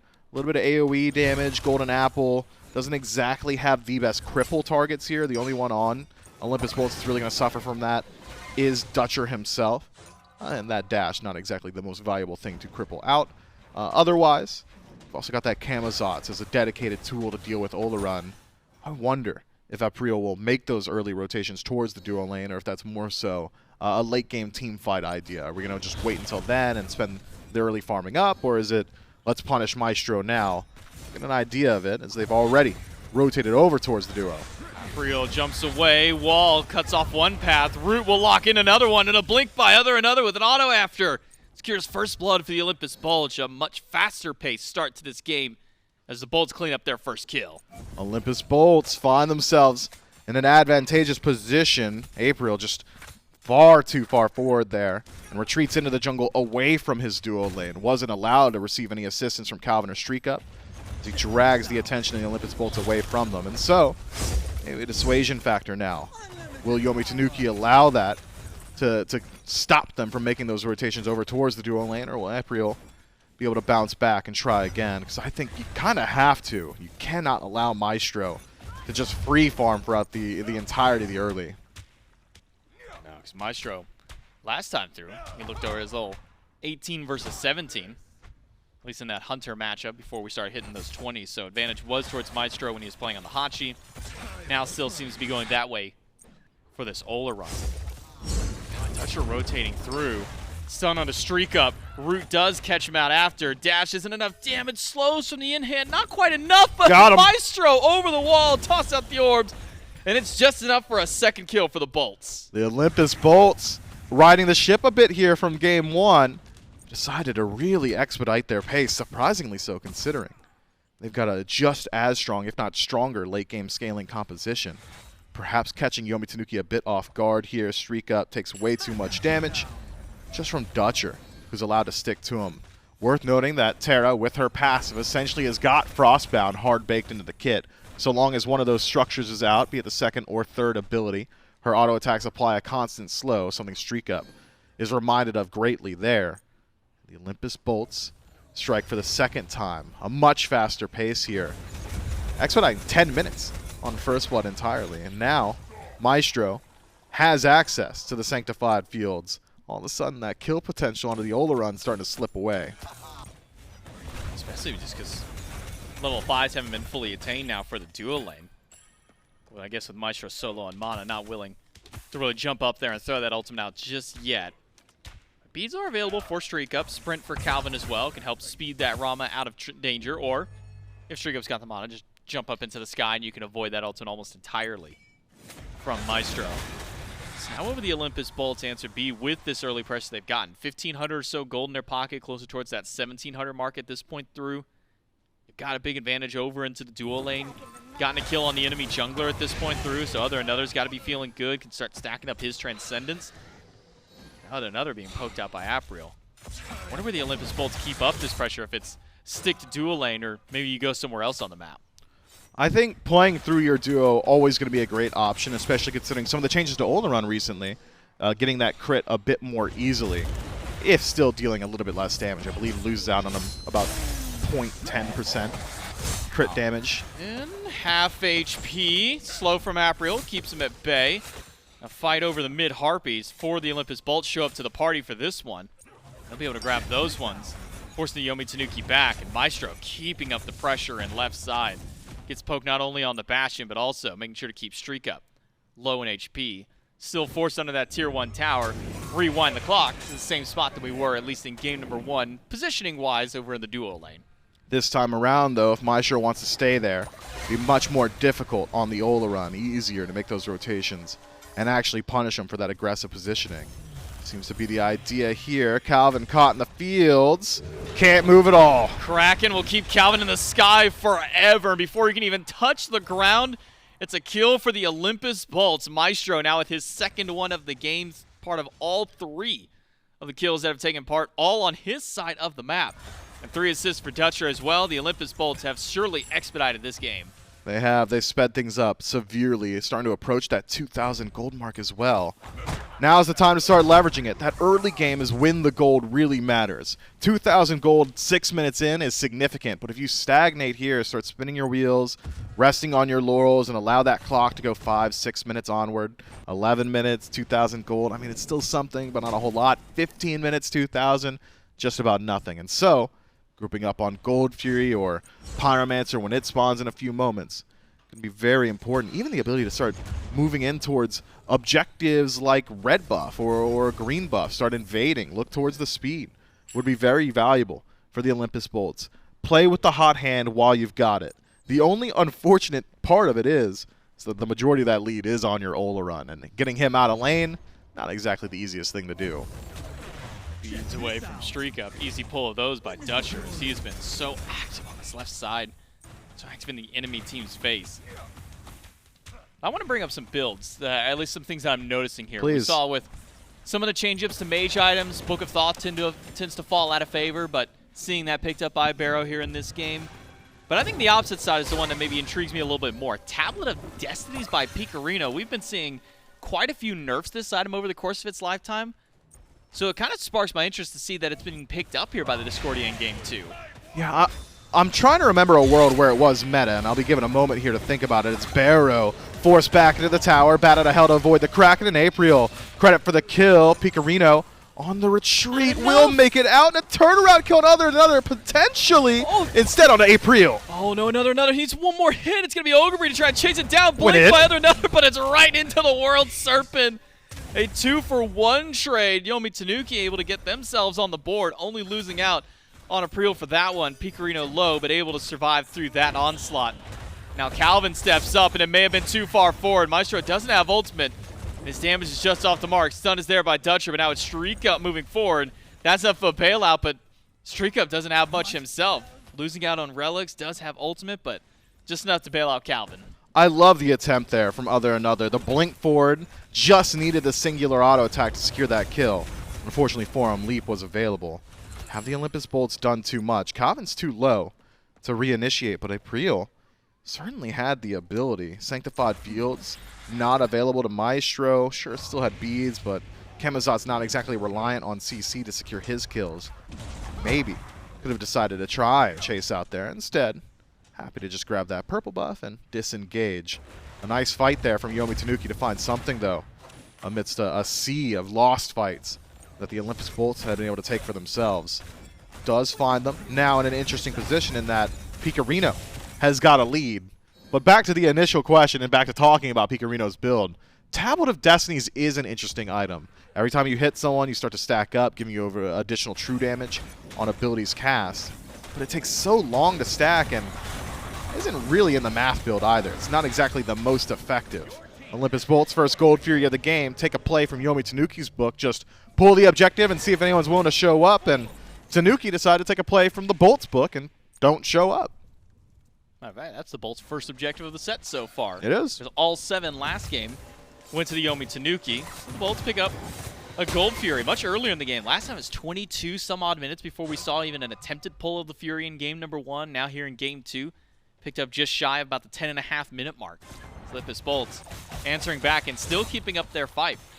As you mentioned, we were 2,000 gold at 6 minutes in the game. Well, we're 2,200 gold nearly 10 minutes in the game. The lead hasn't gone too far for the Olympus Bolts, and maybe some of that's credit to the Tanuki for the fight that they put up just earlier on, picking up those 2 kills and keeping themselves at pace. Yeah, we'll see if Yomi Tanuki can keep that magic going. They've got a fight coming their way. Dutcher separated, but has some help from the other another. Kraken slams 2, but other's in the back line, keeping 3 busy. Apriel is trying to fight back through. Goes up into the skies. He has the slow on another, still tracking him through. But a big strife, and Ogre shows up. Double freeze after. Barrow's in danger. Runs back away from the rest of his team and as far out as he can go. Just trying to see how long he can survive, but it's not much longer. Double kill for Ogre. The Tanuki have now tied up the kills, and Streak Up, even being 3 levels down, still pushing up into enemy territory. Gotta be ready for those rotations. Ogre, absolutely ready. Does decide to leave the lane to do it, who is about half mana at the time. Decides to stick around in lane, grab himself a little bit more farm, push a wave in a tower, but with Ogre finding so many kills for himself, does clear up that value and make him very worthwhile, his time, I should say, to make his way over towards that left side of the map. To do it, on the other hand, has still yet to make that rotation, and so we'll grab neutral farm, we'll grab the Totem of Skulls, but I don't think it's enough to tip the hand in his favor. That is massive from the Jormungandr, bringing Yomi Tanuki right back into it. These builds, man. Oh, you always wonder after you see, you know, a couple of patches go by, whether it be bonus or full patches, item changes, what things get built through. Didn't see pretty much any Book of Thoth unless it was on like a Baba Yaga who can essentially free stack it. Now see 2 in this game. Started by Barrow the Beast, and now Picorino picks up one after his Tablet of Destinies. This is a bit of a strange build, I'd say, more than anything from Picorino. Now, the bump to him is that Book of Thoth did get a little bit more damage with these recent patches, bumped up its power a little bit after the initial wave of nerf that came through, so a little bit stronger, but curious to see it picked up on both, and even with defense on Barrow after as well. Yeah, I mean, Barrow at least double dips a little bit. Getting additional mana helps out with that Book of Thoth. They're doing a bit of trouble here. Gets the ultimate off of Apriel, but damage not quite there. Playing the wave, might just survive. He's under the tower. Apriel not going to dive, though. Ogre standing by as well. Has another wave on the way, but don't think they can get it killed there. So instead, the Bolts try and go for a pick on a Calvin, but Wall blocks off the dash. At least from Dutcher. To do it, still fighting diving back in. Still alive through all of this, too. Fighting back against 2 of them on the right side of the map. The Olympus Bolts solo laner now laughing at them, but Barrow, he might have stepped way too far forward. Apple plus Unruly Magic after. Picks up a kill for Tanuki, but it's traded immediately by another. Heart Ward in first slot from Calvin makes Barrow the Beast look like just a small breeze. A bit of dust in the wind got caught in his eye because that Kraken did absolutely 0 damage. Fortunately, a little bit of help will knock down Calvin. But in exchange for the mid laner, I'm sure Calvin laughs his way all the way to the grave there. A trade he's willing to take every single time. Breastplate of Valor in second slot will do that to you. Need some penetration. You're going to need it soon. Restored Artifact, we'll get there eventually. Keep eyes on Barrow to see where his build progresses beyond here. But now, Yomi Tanuki, who have still kept the kills tied up, have not been able to push this gold lead any further back their way, and more than anything, just stagnated that lead. As you mentioned earlier, want to see the Olympus Bolts push that a bit further on. When you're 6 minutes in and 2,000 gold up, that's a great start, but when you're 12, 13, now approaching 14 minutes in with that exact same gold lead, it just starts to feel a little bit less impactful as the game goes on. Yomi Tanuki great at keeping things even so far here, at least in the last 8 minutes of the game. But now, it's the Olympus Bolts stacking up around the objective. That first Fury went to the Tanuki. With how far up the Bolts are, seems they might be going once more to the Fury. Yeah, Yomi Tanuki will know absolutely everything about it, though. Fury dropped to 50%. Tanuki, it's time to step up. Golden Apple goes through. Dutcher. Wow. No, Yomi Tanuki steal that one away. Apriel on the run. And in the sky, and a wall by Calvin blocks out the path of a few different players. The Yomi Tanuki able to steal that one out. And it's the damage from Picorino that takes that one away. The first ability on Discordia with an objective steal and an objective for the Tanuki. I believe even times the explosion from Golden Apple to help out with that burst too, just making it even more difficult for the Olympus Bolts to figure out when they need to drop all their damage. Speaking of dropping all their damage, the majority of their ultimate's already gone. Pyromancer pulled. Picorino relatively healthy. This is not as guaranteed as it might seem. Little late on the attempted steal there by the Tanuki's mid laner, so the Bolts do get a Pyro. Adds a Runic Bomb to pocket, but Picarino's already shown that he's willing to step up and has damage to even potentially out-secure what the Olympus Bolts are willing to throw out at objectives themselves. So not quite as easy for either team around these two objectives. Yomi Tanuki with a great answer back. Close up some of that gold and will make it a little bit easier. This tier 1 tower going down adds another 500 gold to their pocket. Keeps the Olympus Bolts guessing on what their next play will be. Yeah, speaking of lack of penetration, I didn't realize April also missing out on some penetration in build. Has a little bit from Jotuns, but needs some percent pen sooner rather than later. Vampiric Bat's doing about 130 to a Poseidon this late in the game. Does not bode well. Barrow the Beast happy with his pickup of the Breastplate of Valor, benefiting from it already.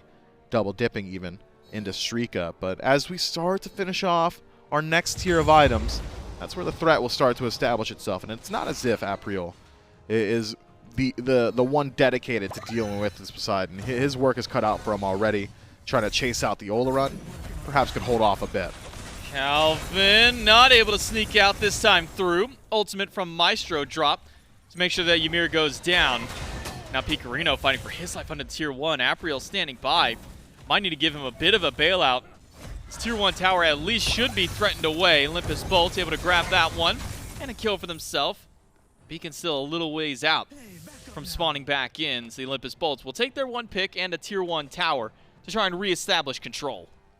And so the Olympus Bolts, maybe with their lead cut a bit, still in the driver's seat here. Sub 1,000 gold means that next team fight we see will likely just be dead even. Hadn't even realized the experience disparity starting to develop over in that solo lane. 2 levels for Ogabri. Haven't seen to do it in a team fight just yet. Have seen to do and survive a 2-man gank in his tower for an entire minute though. All that sustain and tankiness from Prophetic Cloak and Soul Eater means that once he does get involved in the fight, he'll likely be first one in, last one out on the Raven. Yomi Tanuki have not got the greatest answers just yet. We'll find them soon. Streak up, just as it was in Game 1, in Game 2 is the answer to these tankier targets, and with Kin Size starting to bake in the oven there, Lightblade currently. Once he's got that one done, the tankier targets of the Olympus Bolts, will lose an adjective. Won't be quite as tanky.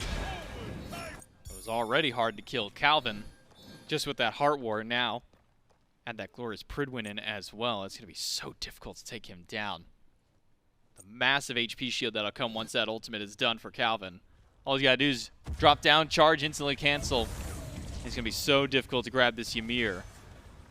The Olympus Bolts have stacked up around the beacon. Full 10-man squad stacked up around mid. So we might see our next team fight take place with this beacon spawn in. Ogabri trying to sneak his way to the backline, but not able to get his way through.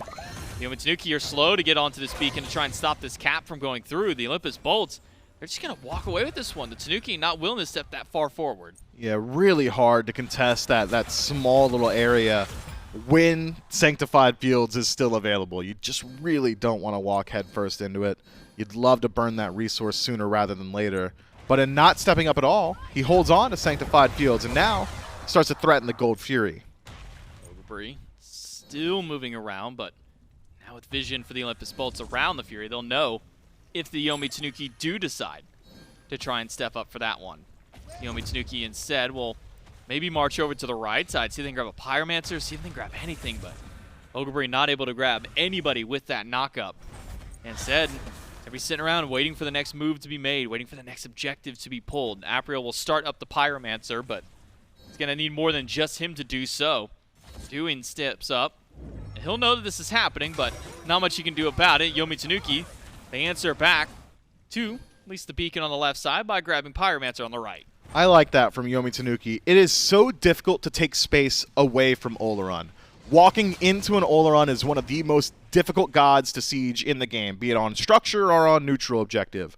Olaron, however, very much so struggles himself in taking space. Sanctified Field stops people from moving at you. Good luck moving at people with it. And so, in moving away from the Gold Fury, Yomi Tanuki distract the bolts, grab themselves an objective. Fury started. Calvin goes in with a freeze, finds 2, and the Apple does manage to tag at least 1. Dutch are the only one affected by it, though. Snipes in the sky.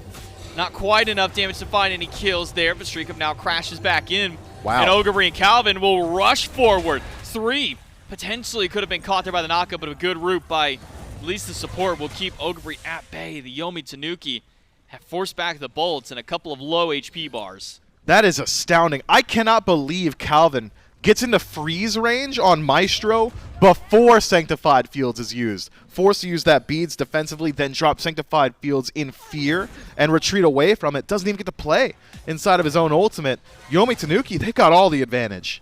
Gold Fury, half HP for the Tanuki, starting to fall low. Damage confirmation there should go to Barrow, but he's nowhere to be found. It's the Yomi Tanuki with the Fury into 2 and trying to rush in. Calvin goes for the ultimate, gets a nice shield, but not enough because it's a dive in now by the Rav, and Calvin will trade out his life for the objective, but the Yomi Tanuki have gotten their answers back. 2 objectives for themselves after only losing 1 life. Deja vu, Calvin trading self for objectives, a play we'd seen throughout the entirety of this set. Doing being a bit annoying on the left-hand side, preventing some of these backs. Buys time for what? The siege on the right-hand side. Tier 1 tower taken by other another. And in mid, presence continued. Dutcher's dropped low. Barrow's not healthy either. Apriel does hit a nice screech. Puts Dutcher down to about 15% HP or so. Does keep the bolts from continuing their siege on Tier 2 tower. Now the Yomi Tanuki able to at least hold on to one of the 2 structures being siege. As mentioned, did lose out on the right side Tier 1. Another split pushing on that side of the map. Maybe recognizing not much fight we have left over Gold Fury after at least that first fight broke out. He splits himself away from the pack. For the Yomi Tanuki, after going down so early in the game, able to hold on and hold firm up against the Olympus Bulls, now nearly dead even. Here 22 minutes in the game, feels like we've returned exactly where we were in game number 1. As this game keeps going, Miff, I mean, does this continue to favor the Yomi Tanuki with the game going a little bit later? I mean, there are answers on both sides. It's just hard to say that a team with Olorun doesn't have an advantage come late game. Once they're allowed to group up first or be on the Fire Giant and force Yomi Tanuki to be concerned with those rotations, not only will the Olympus Bolts have just phenomenal scaling and damage, but they've also got sustain advantage in these team fights. Healing from Dutcher is one thing. It's small, it's light. Terra Heal, not exactly the most impressive, but stack it up with what Olorun can do as well. And all of a sudden the battle of attrition starts to favor the Olympus Bolts even further. The only difficulty being is, have we seen a team fight go beyond the initial skirmish so far this game? I don't think so. There's been, initiation, one person goes down, someone goes down in trade, and then both teams start to fizzle out the fight. So if the Olympus Bolts can start doing exactly this, step up, throw out some poke, back up, leverage that heal, rinse, repeat, it's not the prettiest way to play, but it is a very effective play style and one that Yomi Tanuki would likely struggle to deal with. Olympus Bolts. Their first level 20s come from their jungler and their hunter.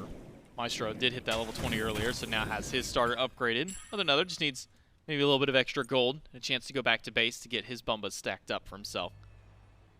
Pyromancer's respawned in. The Olympus Bolts first on the scene for the offense. Calvin and Ogre going to try and step up. The Olympus Bolts have a little too much damage. Are able to take that Pyromancer for themselves. The final beacon of the game, just under a minute before that one spawns in. And then we'll see the Titans unleash themselves. Maybe we see another fight break out between the 2. I'm waiting for that next big Olorun ultimate from Maestro. We saw it used defensively around the Gold Fury, despite the fact that his team had the advantage walking into Fury. Where will we see it used? We'll maybe even see that as a deterrent factor to try and keep the Yomi Tanuki out at this last beacon. Could be. Even in just showing presence, Maestro does not need to use the ultimate to threaten it, and so Yomi Tanuki will have to play very concerned around this Olorun. We're starting to stack up some penetration now, though, for Apriel. Has Heartseeker, Brawler's Bead Stick to deal with some of that sustain we were just talking about a moment ago. I'd like to see one more dedicated penetration item from him, and all of a sudden that Bat Out of Hell and that OG matchup of Olorun versus Camazotz will start to rear its head. Haven't seen it in a little while. Once you drop Sanctified Field, Bat Out of Hell just completely invalidates the ability, so long as you've got the damage to back it up. And damage will be having a little bit more of a hard time sticking to Maestro, as he has elected to pick up a bit of lifesteal in that 5th slot. Not Bancroft's, Typhon's Fang. 10% penetration, lifesteal, power. A very strong item now. A big power spike for the Olympus Bolts ADC. Maybe though, speaking about pen, or at least in this case, lack thereof, Yomi Tanuki's mid laner only has 10. 10 flat coming from the Book of Thoth. Nothing else beyond there. It's just proc more than anything He in the needs build. some You get pen. He Tablet needs of it. Destinies, he'll get you some true damage. Soul Reaver will get you some bonus damage, but gotta see maybe a little bit more there coming from the Discordia if you want to be able to deal with these tanks. Sitting, I believe, near top of the damage charts, if not at the top for Picarino, but that's all coming from poking out the carries, not getting a whole lot of that value on the tanks. Hey, if you can hit carries every time, I'd prefer it. I really would. So if that's the case and he's able to consistently do it, great for him. But also, if he had 20% or 40% penetration, all the CC that's been making contact with Dutcher or Deduin might just see some follow-up, some substantial follow-up behind it. Deduin, bit of trouble here, has to overhead kick his way out. But it's the another who's got the flank. Stun on the April. Freeze onto Dutcher and a golden apple after. Dutcher's in trouble. Dive in by April. And an ultimate by Calvin, but it's a world server by Ogre to try and bail out. But Deduin is doing so much damage in the backline. And so is the assassin from the Yomi Tanuki. April takes down another, and Deduin's now too far forward. Streak up. Where are the trying autos? to fight back through, but he misses. Snipes up in the sky. One's not going to do it. It's April with a double kill. And maybe a little bit more. Third snipe hits Dutcher. Calvin wants it, but he only gets the freeze on Barrow. Triple for April. And then 3 on the opposite end for the Olympus Bolts. A scattered fight. But April forced to jump away. Barrow and Maestro just a bit too damage-oriented. A little too threatening for April to keep going. Maestro goes unchecked in that team fight. Drops the Sanctified Field, starts to run around, and nobody quite able to catch him thanks to that space created by Dutcher, distracting both dual laners of the Yomi Tanuki. Deduin goes in first, was first in, like I had said earlier, was also first out, though, as he's removed from the map and sent into the grayscale. Yomi Tanuki take a very split engagement, and if that's the case, the carries of the Olympus Bolts allowed space will win out. Maestro does so beautifully there, putting himself 4-0-4, 8 out of 10 affected kills. Plenty of damage to boot, but slow on the reset. If Streak Up can catch him here with the help of the TP, this could be massive. Maestro's got no defenses left, no money, can only in-hand against Ogre, but that might just be enough because another has shown up for the CC, but Picarino over the wall gets a stripe and makes it another kill now for the Yomi Tanuki. But fortunate for the Tanuki, they lose out on so much on that continued push. Streak Up, Ogre, and April all down. Wasn't ready for that rotation from Loki. I have the bird's eye view, and I didn't even spot him, and so another finds a ton of value. It was a bait. Maestro at walking back towards his team. Yomi Tanuki, hook, line, and sinker. Absolutely fall for it, and it's 3-for-1 trade. 20 seconds left on nearest respawn from Yomi Tanuki means that there is plenty of time to look towards the Fire Giant. Picarino and Calvin, the only ones that could do anything. Now Fire Giant for the Olympus Bolts. Half HP already on the objective. Calvin's going to do his best to try and step up. Gets a freeze on a Dutcher, but now he's locked on the ring of fire, and Deduin will keep him out, but Picarino's going to try and slow this one down if can, but Kraken off the mark. Fire Giant still pull. Calvin is going to try and take this away, but he's not able to. Olympus Bolts secure the Fire Giant. Picarino stunned out, fighting against Deduin and Dutcher. Not his best option as a lone Discordia. The Olympus Bolts, they get fire around all 5. Needed Picarino to land some of his abilities there. Misses the Strife on Barrow the Beast, misses the Unruly Magic, does connect the Golden Apple to start off that fight, but had he connected either of the other two, likely would have secured a kill and maybe could have prevented the Fire Giant, but barring that, would have at least taken it off the mid laner from the Olympus Bolts. Instead, it's Yomi Tanuki and Calvin who fall down and lose out on the largest neutral objective on the map. Olympus Bolts solidly in control. 6,000 gold, Fire Giant on 5, and plenty of towers on the map to bolster their coffers with even further. The only thing I could see them struggling with now is that siege, that lack of dedicated clear initiation. You've got Root from Terra, and that's it. As far as initiation is concerned, maybe an ultimate Root from Deduin, but that's single target in nature. And so, Yomi Tanuki, with a composition that's actually pretty decent at slowing down the fight around their structures, can use your mirror wall to stop the direct DPS onto a tower, have Picarino very easily clear these minion waves, the dive potential from April and Ogre, nothing to scoff at either, and that's not even taking into account the ultimate from Streak Up. Means that the Olympus Bolts still do need to play very intelligently here around the siege. Olympus Bolts take down tier 2 tower. Now at least show some presence around the Phoenix. A bit split other than other. Gonna head over towards mid, instead push out that tier 2 tower himself. Leave the rest of his team over on the left side of the map. Yomi Tanuki will keep all 5, at least around the Phoenix lines. Epriel not going to step up to tier 2 tower, I don't imagine, for the threat of the Olympus Bolts over on left. He'll give up this tower to other and other. The Olympus Bolts waiting for their moment to push in. A couple of minions sleep through, but Streak Up, look how much damage he's taking just from Barrow. Nearly half HP from that Whirlpool combo. Ogre still holding up that front line, but it's Calvin in trouble. Calvin can't even touch the ground before he's dead. There's just too much damage from the 2 mages. The Olympus Bolts make the Siege look easy. They drop down an ultimate. They take down the tank and a Phoenix alongside of the Olympus Bolts. Got everything they need on the left side of the map. And with the help of another in mid, can now maybe push towards a second Phoenix. Apriel versus Deduin on the left side of the map, while the rest of them over towards mid. But Dutcher is falling low. Needs to stay through, but Strife!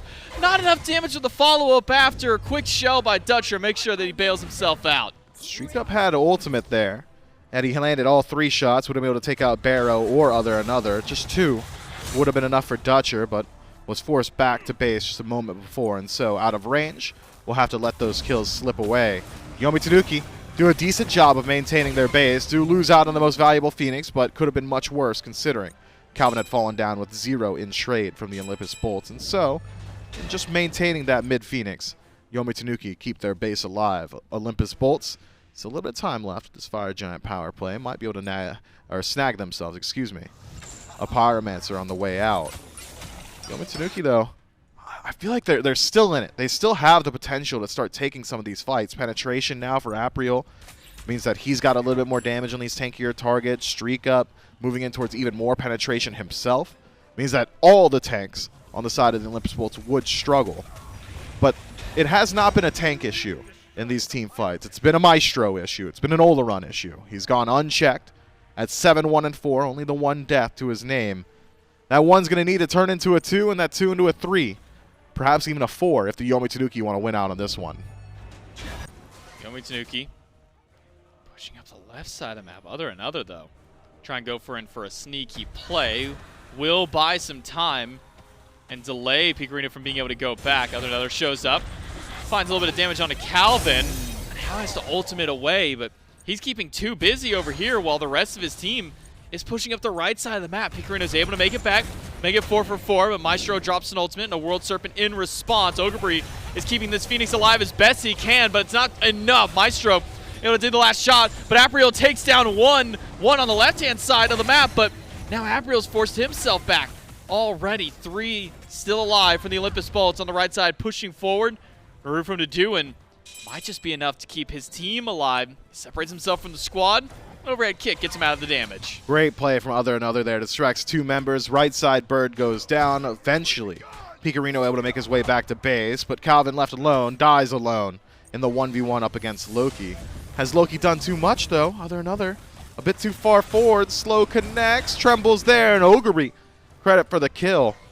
De-syncing some of the deaths here on the Olympus Bolts. 2 dead. 30 seconds left on Barrow's respawn. Perhaps Yomi Tanuki could grab themselves a fire. 2 going back on the Bolts. Maestro's still around. 1 back does get canceled by Dutcher. And now teleport in from Deduin will at least make this 4 versus 3. Ogre, though, is at half. Picarino jukes away from the damage of Deduin. He used that overhead kick to get back. Damage fire back from Picarino. Some of that advantage is starting to slowly fade away as Barrow is respawned.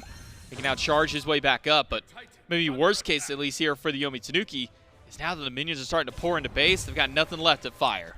Yeah, I think a missed opportunity there from Yomi Tanuki to just go ahead and pull Fire Giant. Instead of chasing out the remaining remnants of the Olympus Bolts, the 3 core members still alive, you could force them to walk into you by pulling the objective.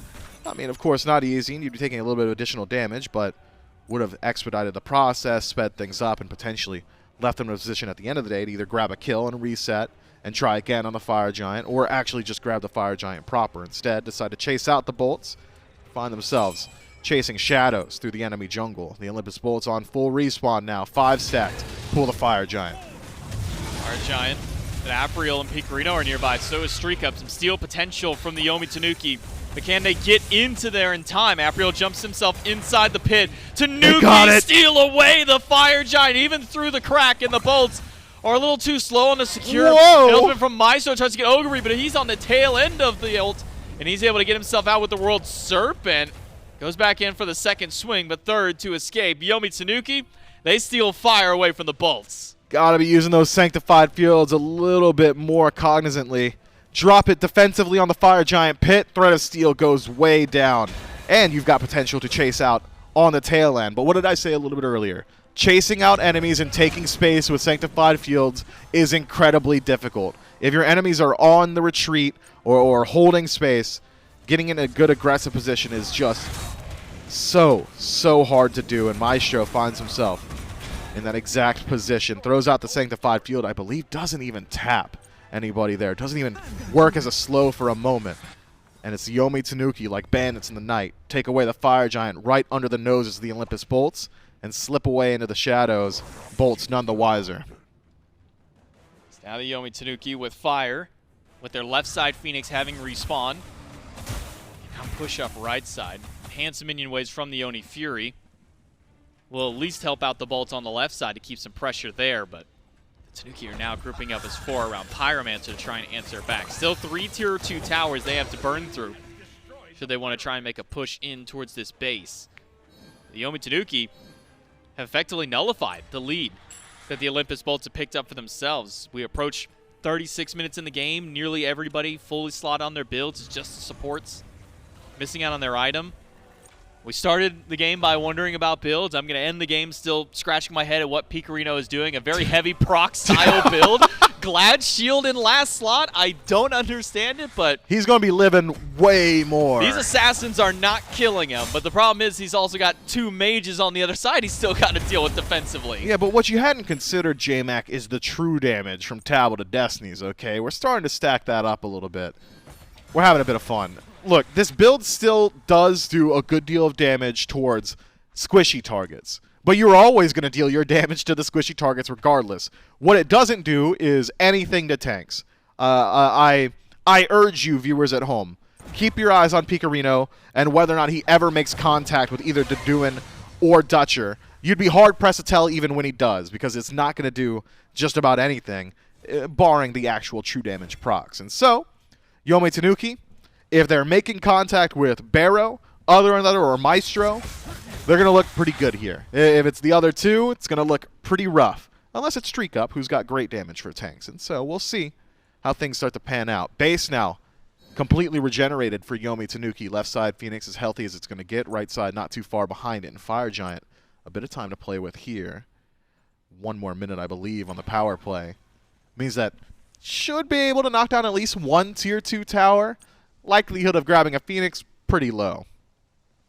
Yomi Tanuki group up on left. Tier 2 tower the threat. Everybody on the Tanuki, though, or I should say on the bolts, spread out around the map. Another on the far right-hand side. So it's tier 2 for the Tanuki. A little bit of extra gold to maybe help up. And trying to finish out the build for the support. Now over towards tier 2. Man, this feels like exactly what we saw in game number 1, just sans a Fire Giant buff around their waist. It was take the tier 2 and left, and move to mid, take that, and then move to right, take that one, and then it was in the game, at least for the Tanuki, but not going to make that full sweep across the map. Just take a couple of tier 2s, maybe give themselves a reset, because Fire Giant just about less than a minute until that one respawns back in. The biggest winner of the last few minutes has got to be Calvin, who is struggling severely.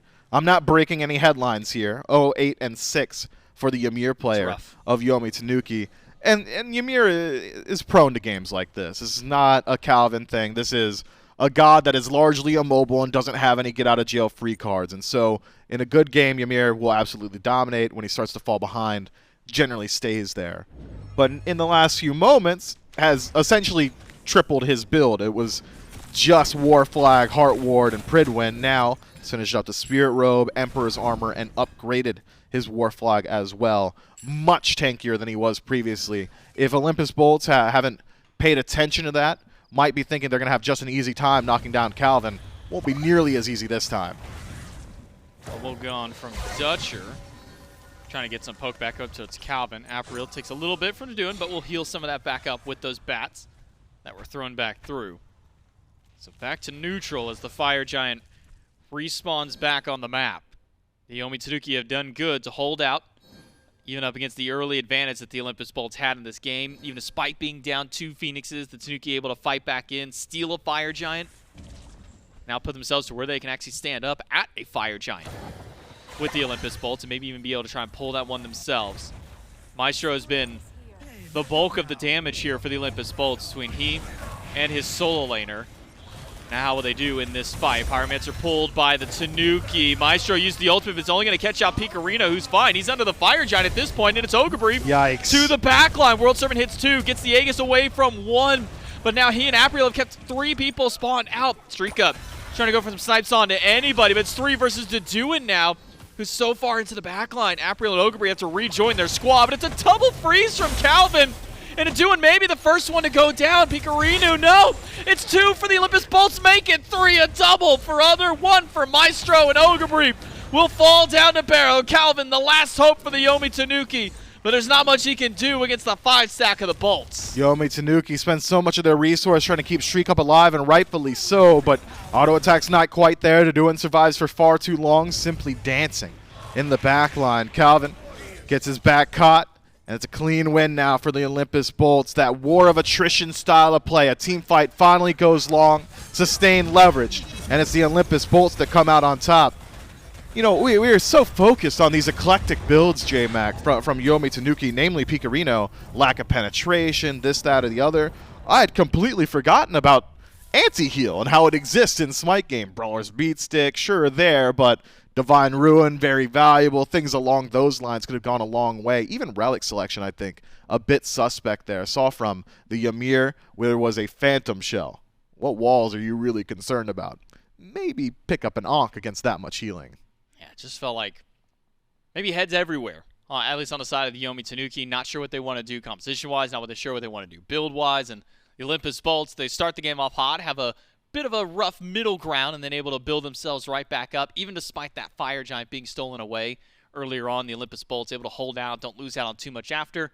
And as you call for, just one long, sustained team fight is all that the Olympus Bolts really needed to find their win up against the Yomi Tanuki. They get just that, and they're able to tie up this set. Game 3 right around the corner. We'll kick it to a break. We'll let you guys set up for that third game.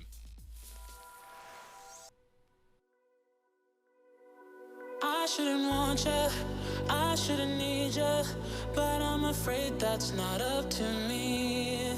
Cause when I hear you sing through my speakers, it's like my mind takes a hold of me. I've tried shutting you off for some time now, but I'm still hearing your voice in my head. Oh, I wish I was more than your fan now, and that your voice came from here in my bed. You're in my headphones, baby, in my headphones, baby, in my headphones, singing to me. You're in my headphones, baby, in my headphones, baby, in my headphones, making me bleed. You're in my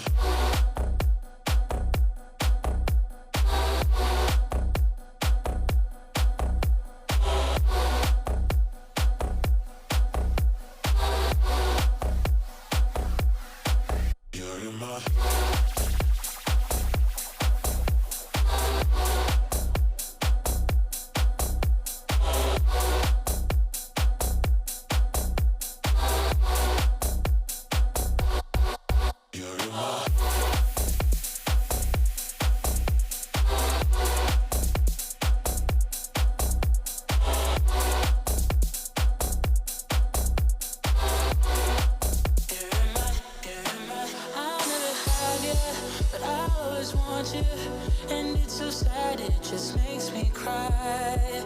Feels like I know you better than others, but you don't care, you never reply.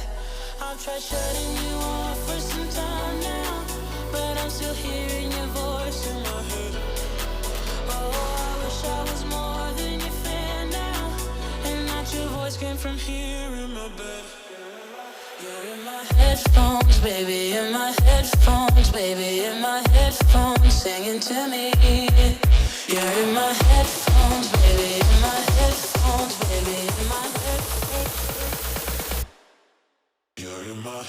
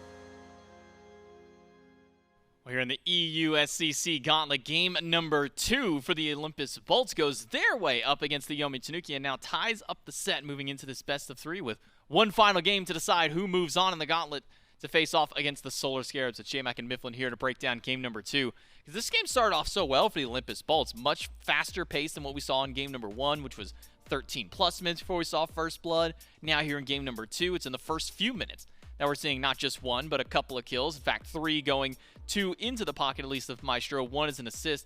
And then a bit of a slowdown once we hit this mid-game curve. Then a Fire Giant stolen away from the Olympus Bolts, slows things down. But it's that sustained team fight. And more importantly, the key word in that one, the sustain of the Olympus Bolts that keeps them alive to find this win.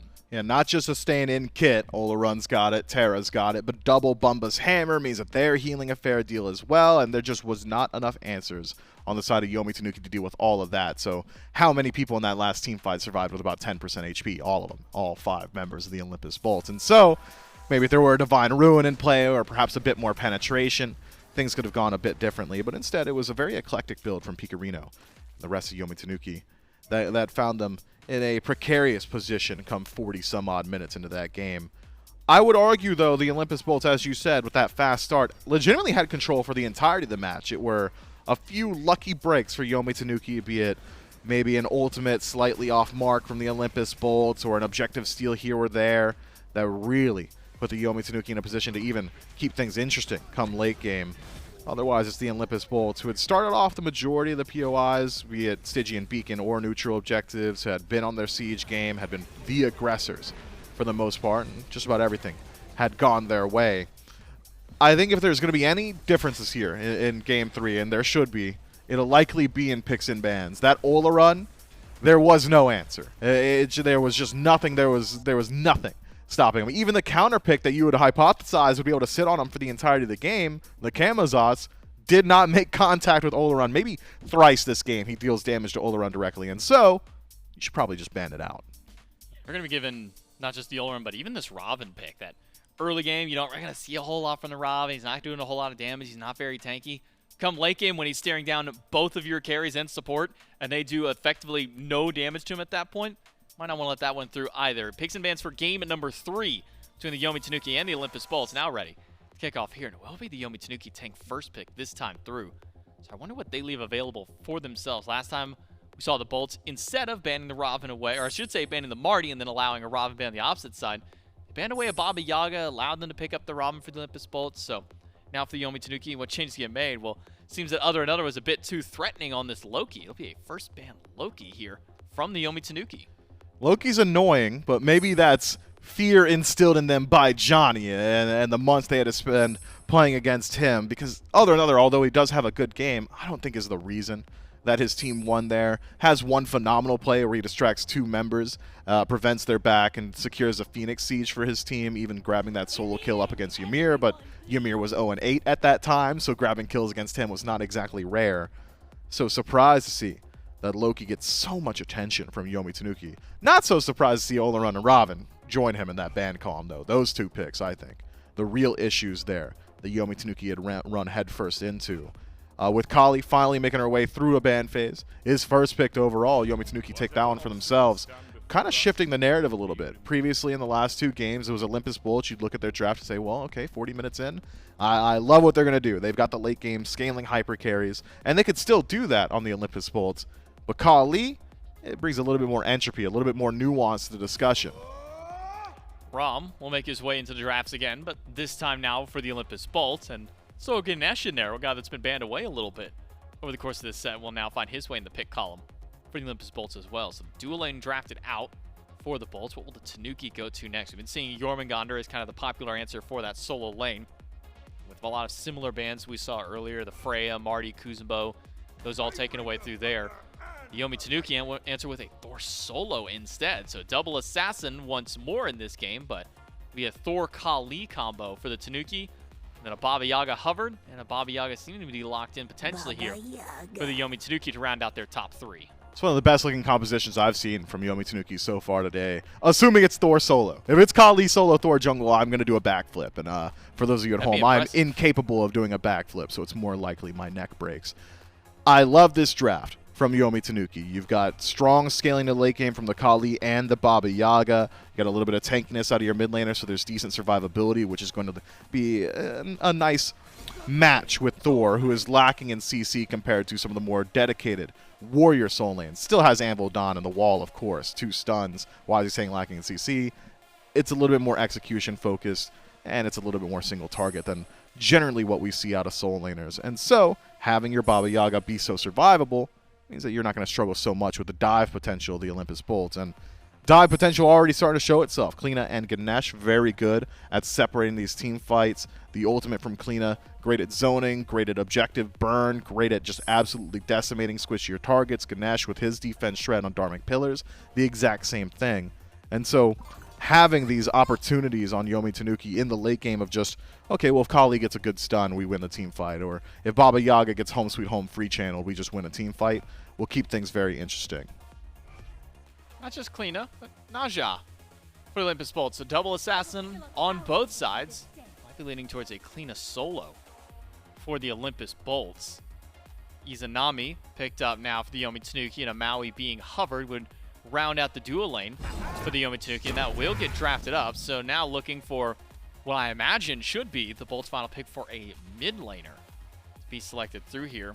Only the Baba Yaga picked up, and as far as mid hunters, it's only the Marty banned away, but instead, something that was banned away in game number 1, Mifflin, now kind of eking its way back through here. Ra hovered for the Olympus Bolts, and the lock in there, that maybe shores up some of the burst damage and gives you the tried and true old Naja combo. You get Naja brings him to the sky, you drop him down into instant death. You know, wind, fire wheels, and a searing pain. A good moniker, a good nomenclature on some abilities there, because it is absolutely true. You will feel the burn here from Ra. But looking at now the backline of the Olympus Bolts, it's not a very survivable backline. Rom can get up into the air and buy himself a moment, essentially utilizing Astral Barrage as an Aegis. Sure, but that leaves Ra exposed, and he hasn't exactly got the greatest mobility. If Kleena decides to dash out of a wall, all of a sudden she's largely immobile. Naja, similar position. So the Olympus Bolts, this is a composition where their initiation just has to work, or all of a sudden their team fight starts to crumble.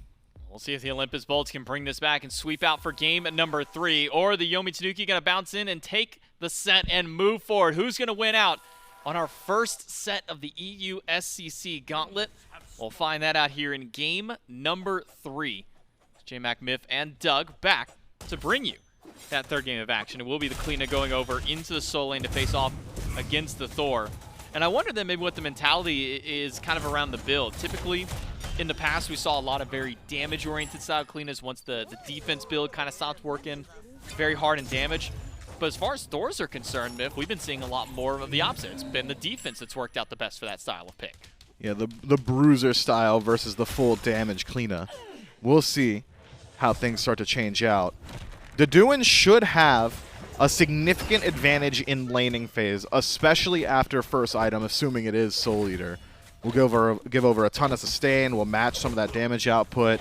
Damage Soul laners tend to have advantage in neutral farm as well, just because you clear out those camps so much faster. And so, if Ogre wants to hold his own, might require some rotations from April. But April on Kali would much rather spend his own time farming up. A much more selfish jungler here from the Kali. And that Ogre might just have to suffer for the first 6 or 7 or so levels. So it could be a potentially wild phase between these Soul laners, between these junglers. Kind of see who can break out a bit early. Deduin didn't keep Ogre under tower, as you said, to be expected. Going up against more of a damage-oriented style assassin. Ogre has gone towards defense in that first slot. But another to the left side of the map, blinks in, feeds away from Streak Up, but a double stun by Calvin. Not going to matter because the sash connects and the ring bounce off the Bastion will make for an easy first blood. Another on the board for the Bolts. The Olympus Bolts have made their adaptation since the first game of this set twice now. They get things rolling very early. Game 1 couldn't buy a team fight. We're conflict adverse, absolutely taking the path of the pacifist here in Game 2 and 3. The Olympus Bolts have sped things up. Great rotation from another, not only burning the beads away from Streak Up, but taking his life as well. 140 seconds left on that relic coming back up. No CC immunity in kit for Izanami, even if she does tick over to level 5. Dark Portal, just a good silence and damage tool. And so, maybe another rotation in is due from this Naja. Other another should be able to take over to 5 before those beads are available. Calvin goes in aggressive, but unfortunate for him, he pulls in the Ganesh, and a Get quick used to that. is going to stop that one right away. So not much more that can be done for Calvin to up on this side. Maybe Ogrebree could fall down. Sash from long range of other another. Just needs a couple of shots. A ring bounce and waits out the hammer port. It's a second kill for other another. 2 now online for the jungler and the bolts. That's a checkmate situation from other another. Backs up, plays the teleport, ring bounces wave, so the slow's there. Don't teleport to do and kills you. Do teleport. Die to the Naja. Oh, well, this time he decides to die to the Naja. So a little bit more bounty now on other another at 2-0 to start his game. A return kill onto him would be massive for Yomi Tanuki. I don't think other another is going to be too concerned about that. I'd love to see him keep up this pace. Still has a full minute left on streak up speeds. Has Windfire wheels available. Clear out the jungle, head back to base, work through left side jungle, show up in the dual lane. All of a sudden, the Olympus Bolts jungler has his path cut out for him. I was seeing the aggression from Calvin on the left side. Unfortunate for him, he's just going up in against probably one of his worst matchups in this Ganesh. Feels like every time that Calvin's able to land that hook, it's immediately silenced out. Stopped in its tracks there, so not much to be had, or at least over in the dual lane now for the Yomi Tanuki. It's been all jungle pacing for the Olympus Bolts. 2 kills for the Naja early, puts a lot of gold in pocket for other than another. He's going to be able to get that Transcendence online quickly. I wonder how much defense we see, because when we've been seeing a lot of Najas recently, we've been seeing at least one defense item, usually something like that Mail of Renewal, gives him that burst of movement speed. I wonder if we see the full glass cannon come out from other another, or if we do see some of that defense pop its way through. It's hard to say. The nature of damage from Yomi Tanuki, I feel like would be difficult to get substantial defense for other another. Apriel and Streak Up being full dedicated auto attackers means kin size likely for both of them. Not exactly going to benefit from physical defense then if other another decides to go towards one item there. Magical defense, on the other hand, we could find some value if he wants to be a bit tankier. Picarino, not exactly the most burst-heavy mage on Baba Yaga. It's more so about that continuous damage. Ogrebree taken into the sky, and on landing, Daduan's got to get some big damage, and he will.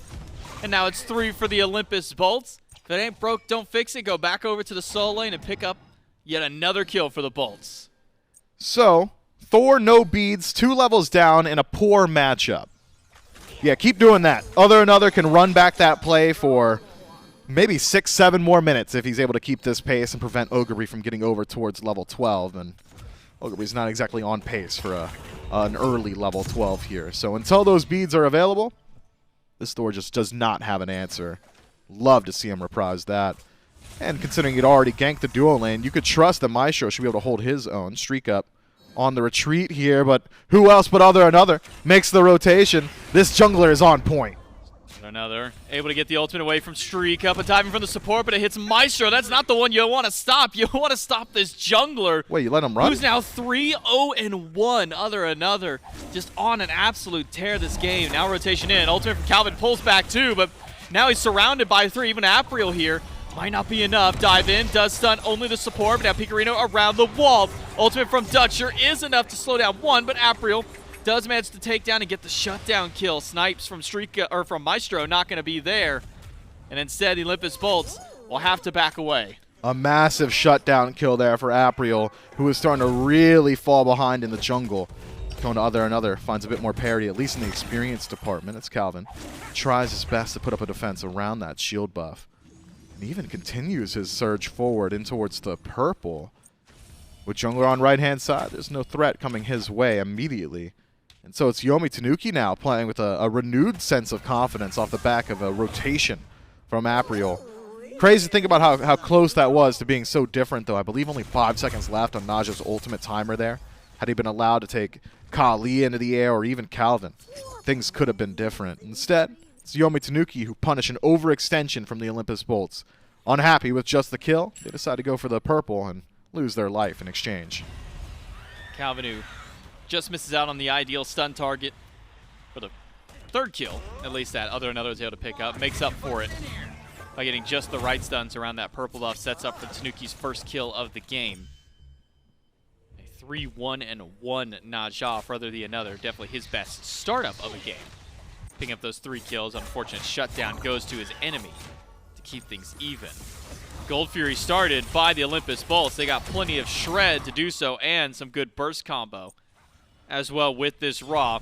Gold Fury gets down low. Pharaoh Beast holding on to ultimate, will use it, secures it out, but now Aprio finds the stun onto the back line, but he's all by himself trying to chase out this Raw, but it's not an ideal person to go through. Gets taken up into the sky, and as soon as the ultimate ends, Another takes him out, but it's a 1-for-1 trade. And a dunk in by Ogabri. Tries to find Maestro. Gets the spin. The blue stone. It's not enough damage. They need one more shot to take him down. And Maestro's going to do his best to delay it as long as possible. At the end of the day, Ogabri able to teleport in and get the second kill. Yeah, that was a wishful beads for Maestro there. Loses out on the relic. Doesn't maintain his life. Does buy a little bit of time, but with no rotations from his team, really only just loses out on the relic. The Olympus Bolts, though, are able to grab themselves a neutral objective. Gold Fury for 1 enter. Gold Fury and 1, I should say, for 2 on the other side. Pyromancer not available just yet. Yomi Tanuki can't do just about anything on map to even out the gold. So now it's the Olympus Bolts nursing the exact same gold lead we had seen previously, this time around 2,500 instead of the clean 2,000, but deja vu back to game 2. Streak up, though. About a level up over Maestro, keeping him under that tier 1 tower. Bit of a flip of the script from what we've been usually seeing. Whereas Maestro keeping Streak Up under tier 1 in previous games. All this help from Calvin has really allowed Streak Up to be able to sit up here. Also, maybe just the nature of the Izanami. Nice and easy wave clear, a dive in. A missed hook. Ultimate does connect through. Stun on top of the Dark Portal. Maestro low, waiting for any ability to come up, and he's got nothing left in the tank, and it's Calvin coming up big, finding his first kill of the game. And that right there is the punishment for using his beads just previously against that dive from Thor. Loses out in the CC immunity, and it's an easy pickup for Yomi Tanuki, putting their ADC even further ahead now. Streak Up just so far ahead, not only in build, has elected to go for Aussie, so has the full value of his item, whereas Maestro's sitting at 18 stacks on Devourer's Gauntlets, but also starting to finish up that second item a little bit faster as well. They're doing in some trouble here. Invisible, Thor can see him, stuns there. It's a stun from Other, not enough to buy time, but Other does manage to take one up into the sky, but crashing down to Ogabri needs a little more damage. Barrow didn't have it, he's already used the ultimate, but a sash in from Other will close that one out. Now with Dutcher rotating through, it's beads burned from Picarino, and he is forced out of this fight. Calvin shows up just to make sure that the bolts don't go any further forward. 1-for-1 trade, both soul laners going down. 1-for-1, Ogabri in exchange to do it on the other side, but all these kills on the Olympus Bolts have been on the Naja. 5-2 now for Another. Gold all in his pocket as far as differentiation is concerned. And so any kill on Another might just make up for the value of the work that he had done up until this point. We've seen it once now with Aprio completely catching up off of 1 kill. One more for just about anybody on Yomi Tanuki would put themselves in an advantageous position. The only real deficits belong to Yomi Tanuki at that. 1 level to make it 2 now in ADC. Streak Up benefiting greatly there. You're about half level down in mid on Picarino, but Picarino's not playing an early game mage. He's here for stacking up into the late game. Charon's going in first slot, already finished stacking that one. The Olympus Bolts, it's a decent pace they've set for themselves, but you need to see a little bit more from the other members of the Olympus Bolts. Someone besides the Naja needs to get something done. Doing. Now level 12, access the second relic when he gets a chance to go back. Ogabri standing in the lane, wondering where everybody is and what he's going to do. Maybe not realizing Another's nearby. Dash in, but a wall to stop the Naja more than anything might just be enough to keep him alive. But double assassin on the right means that the bolts are going to be 2 people down over on the left side of the map. The beacon started up by Tanuki, but it will be the bolts at least taking the tier 1 on right. Beacon actually ignored the Yomi Tanuki. They're aiming for a fight. They recognize there's so many people on the other side of the map that they've got the main advantage on left. Yeah, but there's no fight to be had. The Olympus Bolts back themselves up masterfully towards that tier 2 tower on the left. Starting to move forward now as they've got vision. Aprio isolated, makes his way over the wall. Ooh. Ultimate connects regardless. He's got ultimate though, shouldn't die here. Just out of range from the snipes. This time through, Maestro not able to connect anything besides the first shot. The Olympus Bolts, they'll now be the ones to push into the beacon. Calvin on the way. Dunk by Ogre. Just misses out on both of his targets as Tanuki inside the wall, raining damage best he can. But now he's dashed right back into Ogre. Blink in here from the another, but it's just to hit a ring toss instead. Tanuki is being juggled around by the Yomi Tanuki.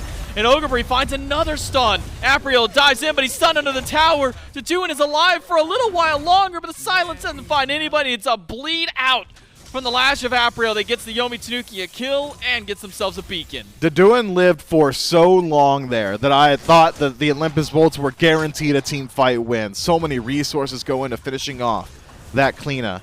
But I look up and I see Maestro hiding behind the tower. I'm thinking to myself, why is the ADC so scared? It's because he's 3 levels down.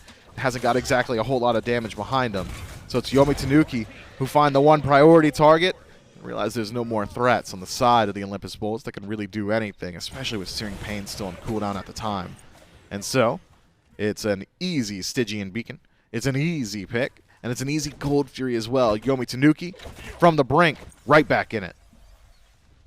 A lot of it seemed to be coming from this massive disparity between the Hunter. Streak up 3 levels up over Maestro has really extended that lead. Calvin has really been able to afford some easy time for Streak up on this left side of the map. Streak says, no longer am I going to sit under tier 1 tower. It's going to be me putting the enemy in either in the dirt or under tower. Bolts do get Pyromancer. Secured by ultimate by Barrow on the Raw. A little bit more damage, a little more pen this time through. Maybe some more anti-heal now for the Yomi Tanuki. This is the Divine Ruin for Picarino to go alongside that Charon's Coin. Percent pen and flat pen. Most importantly, something to answer to the heals that come from not just Barrow, but all the natural sustain from Taduin and another as well. Yeah, you got it in an itemization too. Soul Eater picked up. Likely going to be a Bumba's Hammer for another if he so chooses. Lifesteal from Maestro. I'm thinking Divine Ruin, an intelligent item purchase here for Yomi Tanuki. I wouldn't mind seeing a little bit more anti-heal around it at that. Maybe a Contagion, perhaps a Brawler's Beat Stick here or there. Streak up, able to grab the purple buff this time. Another slow on the rotation, was nearly able to get involved, but with ultimate already cast from the Rom, won't be dedicating any more of his time. And can you blame Rom for only wanting to dedicate the ultimate? If he moves in position 3 levels down, likely would have lost his position to a grayscale push. And so, it'll be ultimate for nothing. The Olympus Bolts can only watch on. Poor Maestro, he's just now getting that Devourer's Gauntlet finished up, by the way. Had over 48 stacks going into that last team fight. He got it at 1337. I wanted to slide a joke in there about how he was elite or something, but it just never found my time. There you go. Now you got it in there at least. Thank God. But that's the unfortunate part for Maestro is he's 3 levels down, is only just getting that Devourer's Gauntlet stacked up, so he's been missing out on all that sustain. And he's just missing out on that natural damage spike that he's able to have. Because he's so far down to Streak Up, who's got an entire item up ahead of him. It's Aussie and Dominance, at least for Streak Up, to match the lifesteal and the Dominance from Maestro. But an Executioner in that 3rd slot. And Ultimate, I just saw the mark from Calvin. Barrow's able to juke that one away. Calvin stunned out under the tower, is trying to get out. And even with the Dharmic Pillar, it's not enough. And look at Ogre, he's going up to the sky. Where's his dunk target down on top of? It's right under the tower on top of another who misses the sash.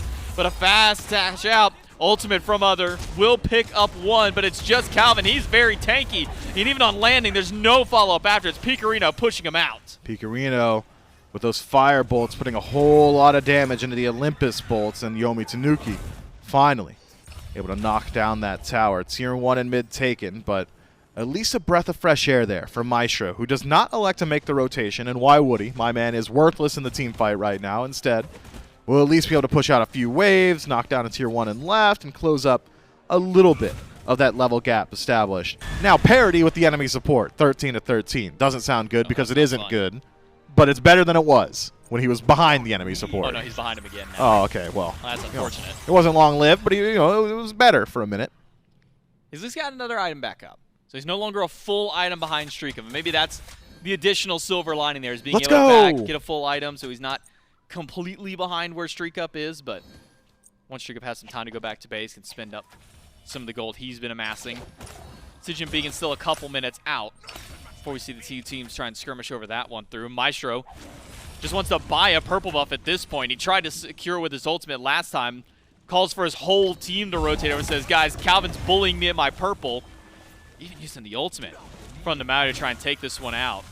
Olympus Bolts with all 4 people over, do secure purple, get an ultimate from Calvin, but have now left Deduin alone in mid to deal with Ogabri, who's caught himself back up. The 2-3 deaths that happen on the store on the right side don't mean anything. He's back to even with Deduin.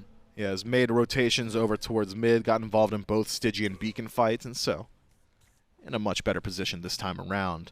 Whereas Deduin, for the most part, had been just hanging out in lane. The few rotations he does make doesn't exactly get a whole lot done. It was defensive rotations for his structures.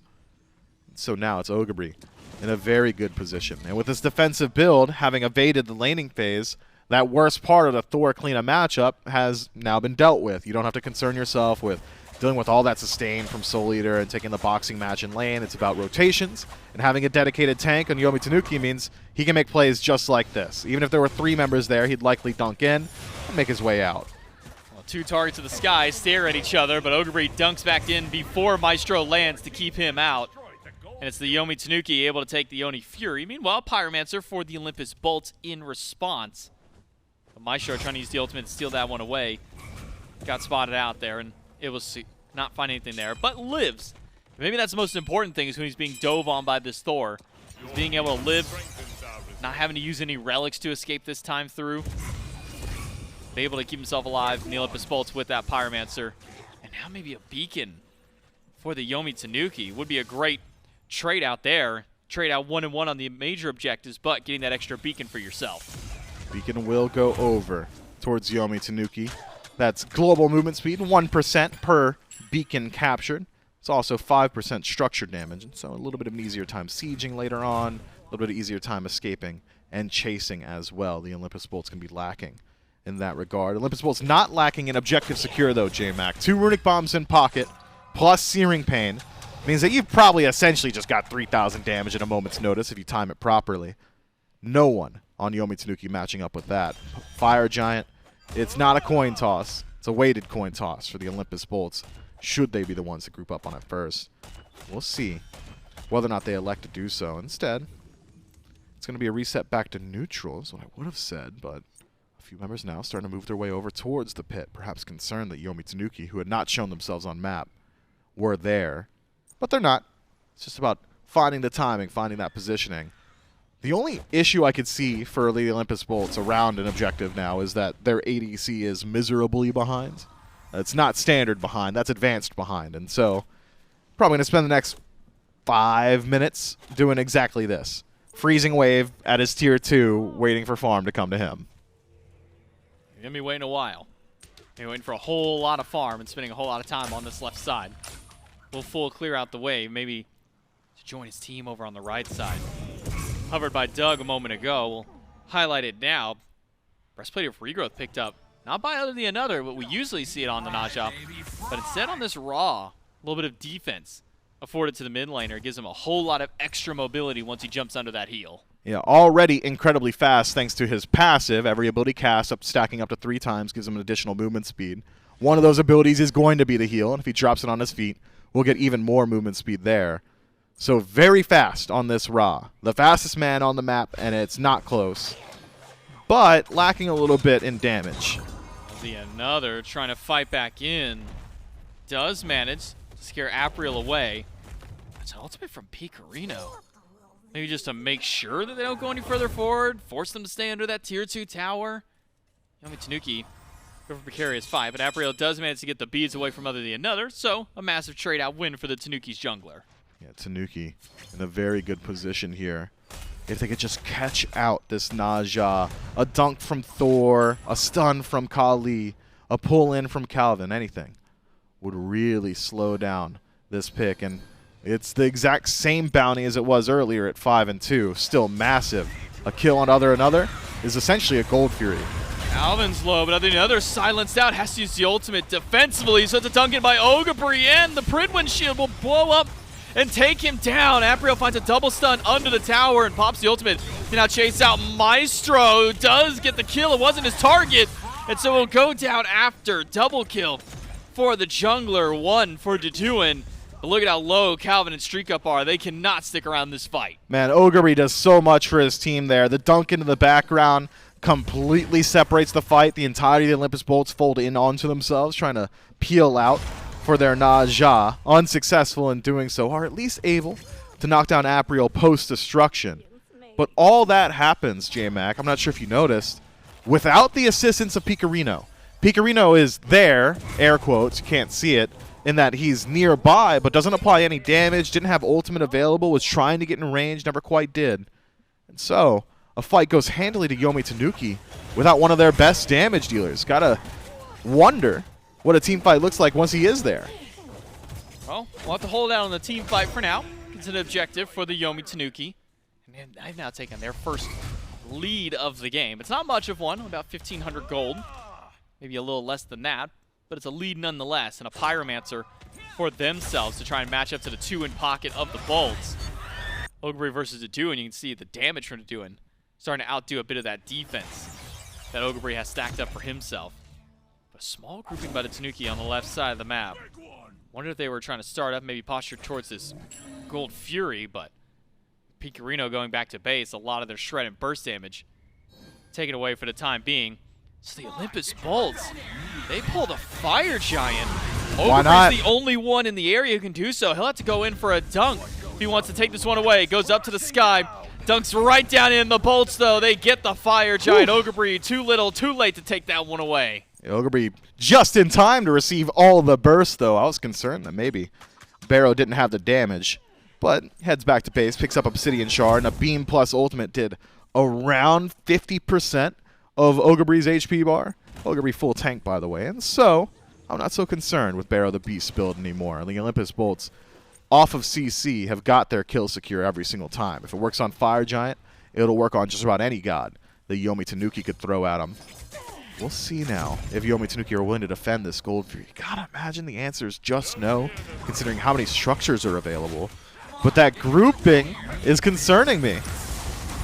Olympus Bolts get yet another objective as Fire Giant on right, and it's Gold Fury on left. Beacon about to spawn back in, could be their next one. Yomi Tanuki, at least Ogre rotates in, stops that one from going down right away. Beacon hasn't spawned it up just yet. Olympus Bolts have just about everything for this fight. Same with Tanuki.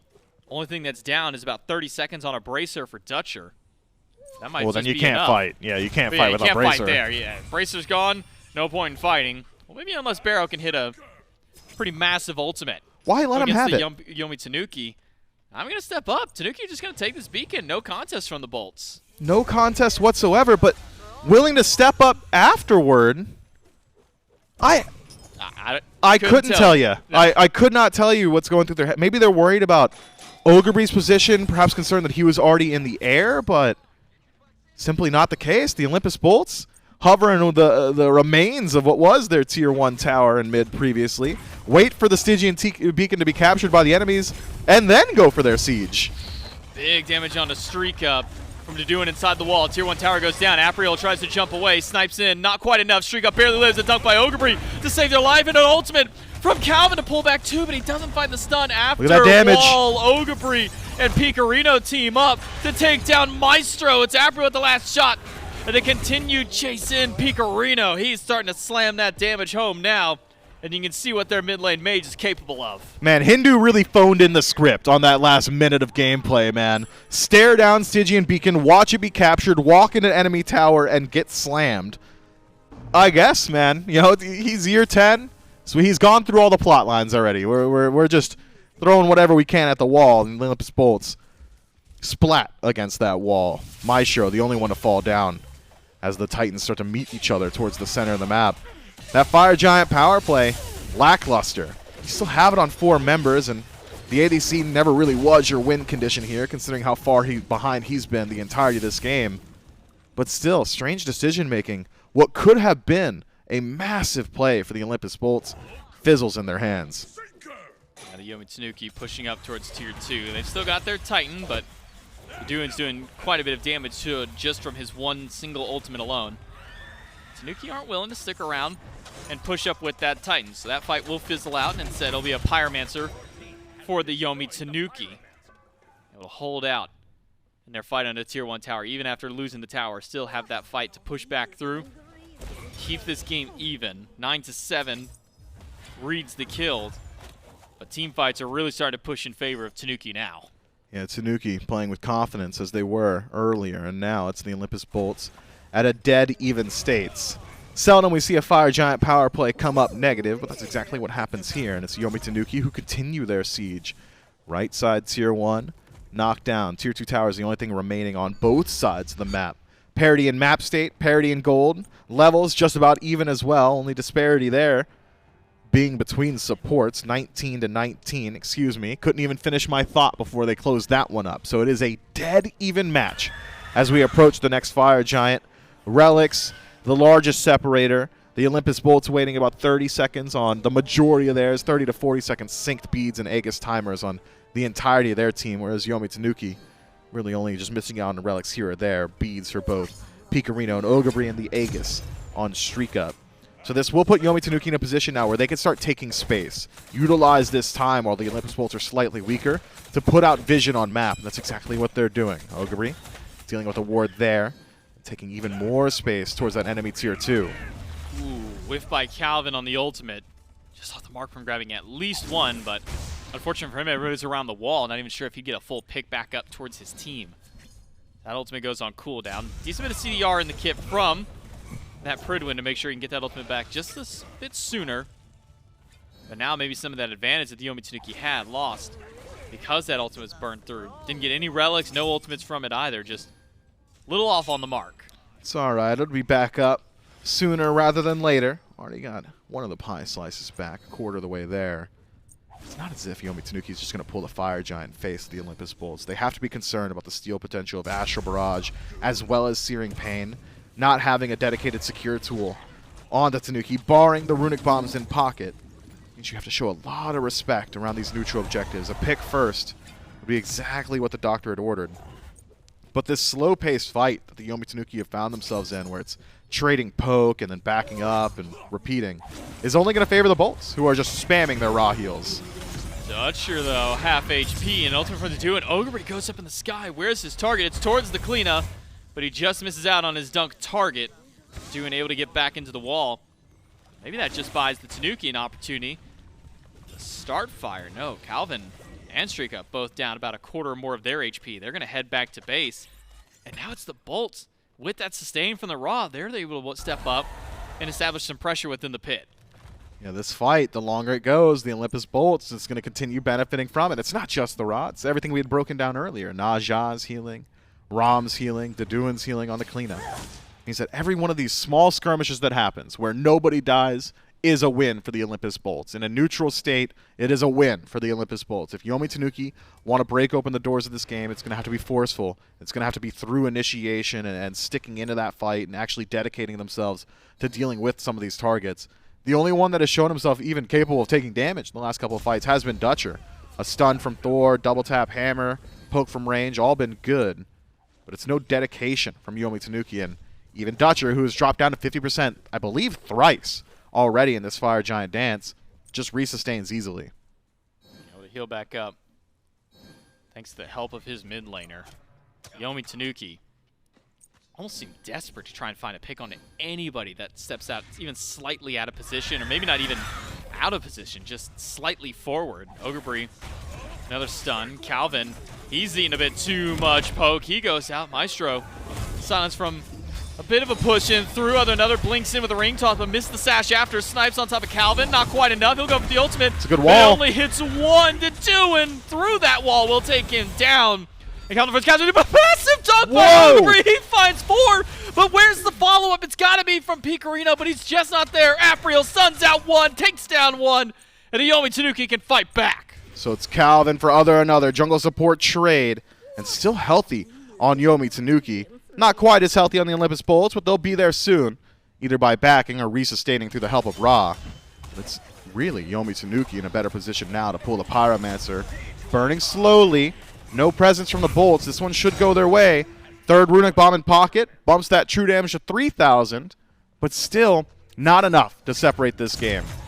I think now, given the last 6 minutes of staring at each other around the Fire Giant, something needs to change on map to start shifting this up. And I think that onus does belong to Yomi Tanuki. Olympus Bolts loving these long, drawn-out battles around the Fire Giant. Would take that staring contest again, given the opportunity. Yomi Tanuki, on the other hand, not having to sustain, needs to do something to break up the monotony. It could be send your jungle towards mid and have him pressure the tier 2, force a 1v1 up against another. Or perhaps have someone rotate over towards Gold Fury, streak up, and have him try and do that neutral objective while the rest of you distract on the right-hand side. There are ways to change the map state, but we're right back to where we were previously. 6 minutes of it, maybe another 6 here. Yomi Tanuki standing right in the Fire Giant pit, not pulling it, not exactly finding their opportunity to siege either. Doin's got good damage to keep poking these frontliners out. We saw what happened to Calvin when he stepped too far forward. Ogre maybe a little bit safer. Has ultimate, has hammer to get out. Takes Calvin a moment. Try and swing himself away. Now the Yomi Tanuki, they can group around fire once more. Olympus Bolt still standing by with Taduin at the forefront. Make sure to keep that bubble off of Calvin. That's what was so dangerous for him last time. Not having that bubble when he stepped up. Now won't have it for another 60 seconds. The Yomi Tanuki are waiting for an opportunity to try and grab one of the bolts. Calvin's tried with this ultimate a couple times to pull, but been off the mark just slightly the last couple times through. Taduin in the wall once more. Gets so much damage. Picarino gets clipped by that ultimate just barely. And with the mid laner forced back, the bolts can charge forward. They can, and they are now. Olympus Bolts trying their best to force Yomi Tanuki back. Get some of that vision out on field. There's only one ward in pocket for the Olympus Bolts, and it's not a sentry, so it's a step up into nothing. Back themselves up now. This stalemate, it just continues. Taduin stunned out by the Thor. Ogre doesn't have any follow-up beyond there, so it's just CC. Picarino had to go all the way back to base, joined by Streaka. They were able to walk themselves back through. Some of that advantage that was afforded to the Bolts earlier on has now been lost back. Calvin gets his bubble once more, so he's got his safety to fight back in. The Olympus Bolts, they just reset themselves. They had advantage. They got decent poke, but now they're right back. We're right back where we were just not even a minute ago. Not a minute ago, not 2 minutes ago. I mean, 8 minutes, 10, 12 minutes ago now with this Fire Giant dance has been cooking. Neither side breaking the stalemate. Neither side willing to leave the Fire Giant pit. This is, if we were to get a heat map of this game, it would be a red circle exactly where we are right now, because neither side has been able to do just about anything. With beads available to everyone but Taduin. A dunk onto him could be it. Maybe have your Kali just blink stun, drop destruction, and pray she's got the damage and survivability to escape afterward. No one's willing to split push. We haven't seen too many rotations towards the center of the map. Junglers, generally in this moment of gameplay, especially at the SPL level, we'll see a 4v4 on fire and a 1v1 in mid. Haven't quite seen that either. This is the biggest bit of movement we've seen.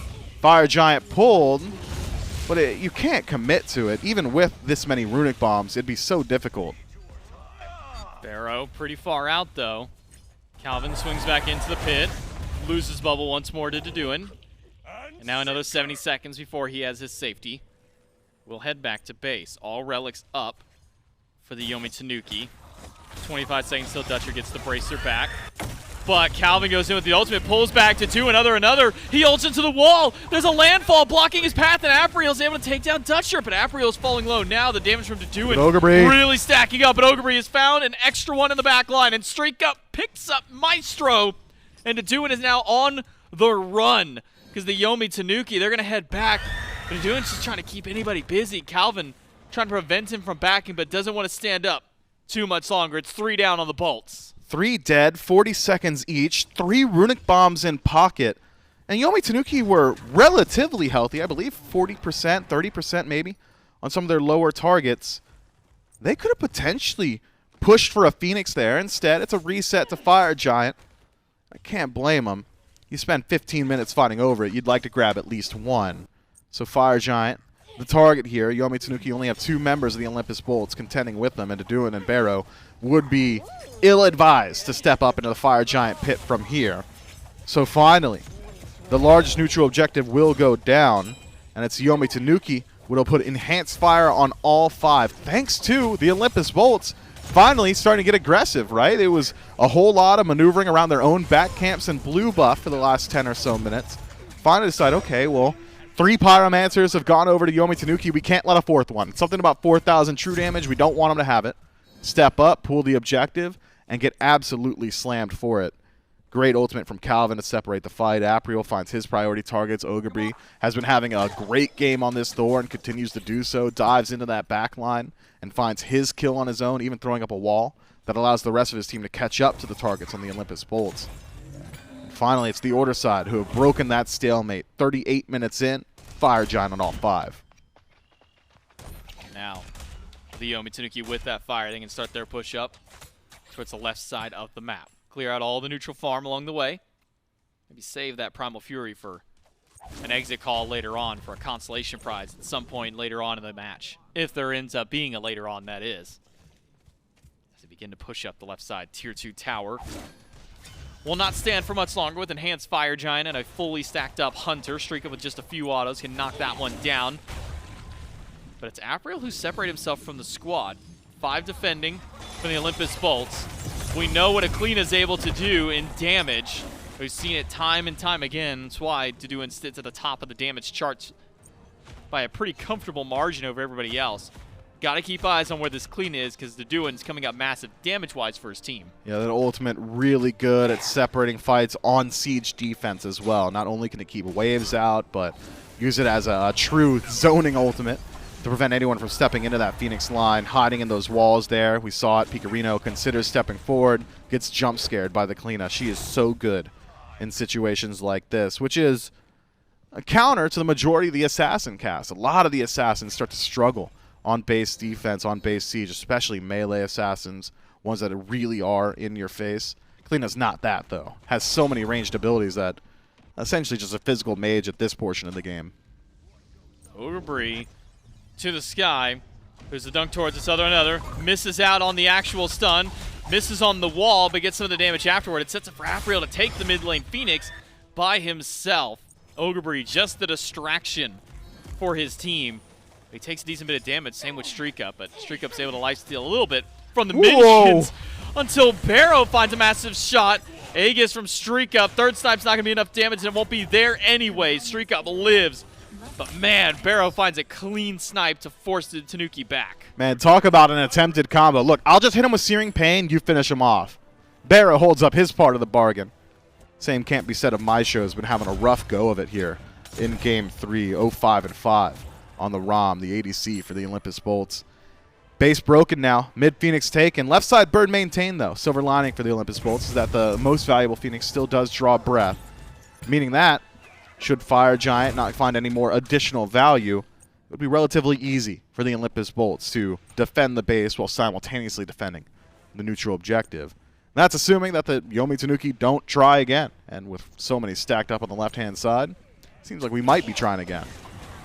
Primal Fury, at least the first target for the Tanuki.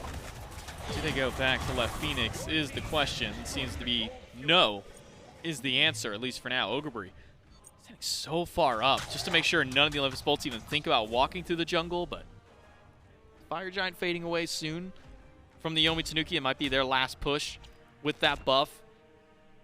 Head over to the right-hand side, set back up, reposition themselves, and get the wards back down, and we return to where we were just 5 minutes ago. But this time with the Yomi Tanuki having a Phoenix down in mid, so slight advantage in that. Will at least force one of the bolts to be distracted by the wave. Yeah, the fortunate nature of taking that mid Phoenix is if we see the exact same playstyle as we did previously where nobody's willing to rotate towards mid, it's not a 4v4 on fire at the 1v1 at mid, it maintains that 5v5 nature around the Fire Giant. Your one is the just natural state of having enhanced minion waves. You're going to naturally start to push down that center of the map. So the Olympus bolts will have to bring some nuance to this next round of Fire Giant defense. Keep my eyes on Ogabri. The precarious position here. Has teleport available, has global presence available too, meaning that allow those enhanced minion waves to push mid, have Ogabri pressure left. Someone's going to have to rotate and respond, and if you're lucky, that someone doesn't have any way to join the team fight. It doesn't even require luck, as Aduin has not picked up teleport for himself. So that global presence of Ogre even further being leveraged here. Group up, pressure the Phoenix. Someone, anyone defending won't be able to match that teleport presence. At a moment's notice, Ogre can join his team at fire. Barrow is unfortunately the one who has to deal with Ogre for now. Poke back and forth between the two, but Barrow will be able to resustain and keep the minions out. Calvin not going to be able to find anything with the ultimate this time through. Dutcher just a little too wiggly to get through that one. Pull goes through, but it's good Calvin's damage. through to do, and up in the wall. Get some good return fire to heal back up some, but still a lot. Ogre now up in the sky. He's got a 4-man dunk earlier. Just needs a one good one, but he only finds Maestro, but that's just the one that he needs. But Barrow returns and takes down Apriel in trade. 1-for-1. But the mid-Phoenix has been left alone. Another tries to go to the back line and does take up one. And it'll be an immediate death on to Streak Up. Ogre nearly down. Picarino beads and another. And Tanuki are doing so much work in this fight. Couple more shots from another. Assassin's good. Picarino is down. The Olympus Bolts. They've only got one more they need to take out to make this a clean sweep out for the game. They're able to take away the bubble from Calvin, who's just buying as much time as he can. So that way his team can respawn through, but a snipe is good. Another sash, an unofficial triple for another, and a deicide for the Bolts. That was some of the sauciest Naja play I've seen in a while. Lands the sash, waits out the beads, circles the pillar, rides it. He grinds the pillar with Windfire Wheels to take up his target in the air and completely decimates that team fight from there onward. Naja unchecked. Another was on a phenomenal tear throughout the early game, had been resting up until this point, and finally, once more, is able to diff the entirety of Yomi Tanuki, putting Fire Giant on his side. The Olympus Bolts now get a turn at sieging the enemies. Fire Giant on all 5, just as enhanced as it was previously, and Yomi Tanuki now, who had gotten a taste of success, the ability to knock down some of these Phoenixes, now going to try their hand at defending. Olympus Bolts, enhanced Fire Giant on all 5, but still 3 towers to burn through. Yomi Tanuki have not been threatened from their structures at any time recently, so now the Olympus Bolts, how will they handle a siege? At least how is their siege offense? Maybe comparatively to their defense. Defense was simple for them. Barrow throws out an ultimate, he clips anybody, team fights back. And how does that work for them as far as the siege offense is concerned? Do you start the fight again with Barrow's ultimate? Do you try and start it with Maestro, go up to the sky, get some snipes? Hasn't been so successful for Maestro's snipes just yet, but his in-hand damage on the ground has been pretty potent for his team. I think the Olympus Bolts siege revolves very much so around Dutcher. Is Dharmic Pillars placed properly? Is he able to separate the engagement? If yes, this late in the game, you're just going to deal with the Phoenix, and there's not going to be much of a defense. You don't want to walk through Dharmic Pillar. You can't really stop those auto attacks from Maestro. But that same defense that we saw earlier, what you had highlighted, the Barrow the Beast lands an ultimate, Maestro goes up in the air and finishes him off, that style of play is just as applicable on Siege. You could just have the exact same thing ran back. The only one you really can't do it is Apriel. You would need to catch him unaware, maybe drop him down 10% and then have Searing Pain just finish him off. As we had saw around the Fire Giant, wasn't even allowed to channel that destruction.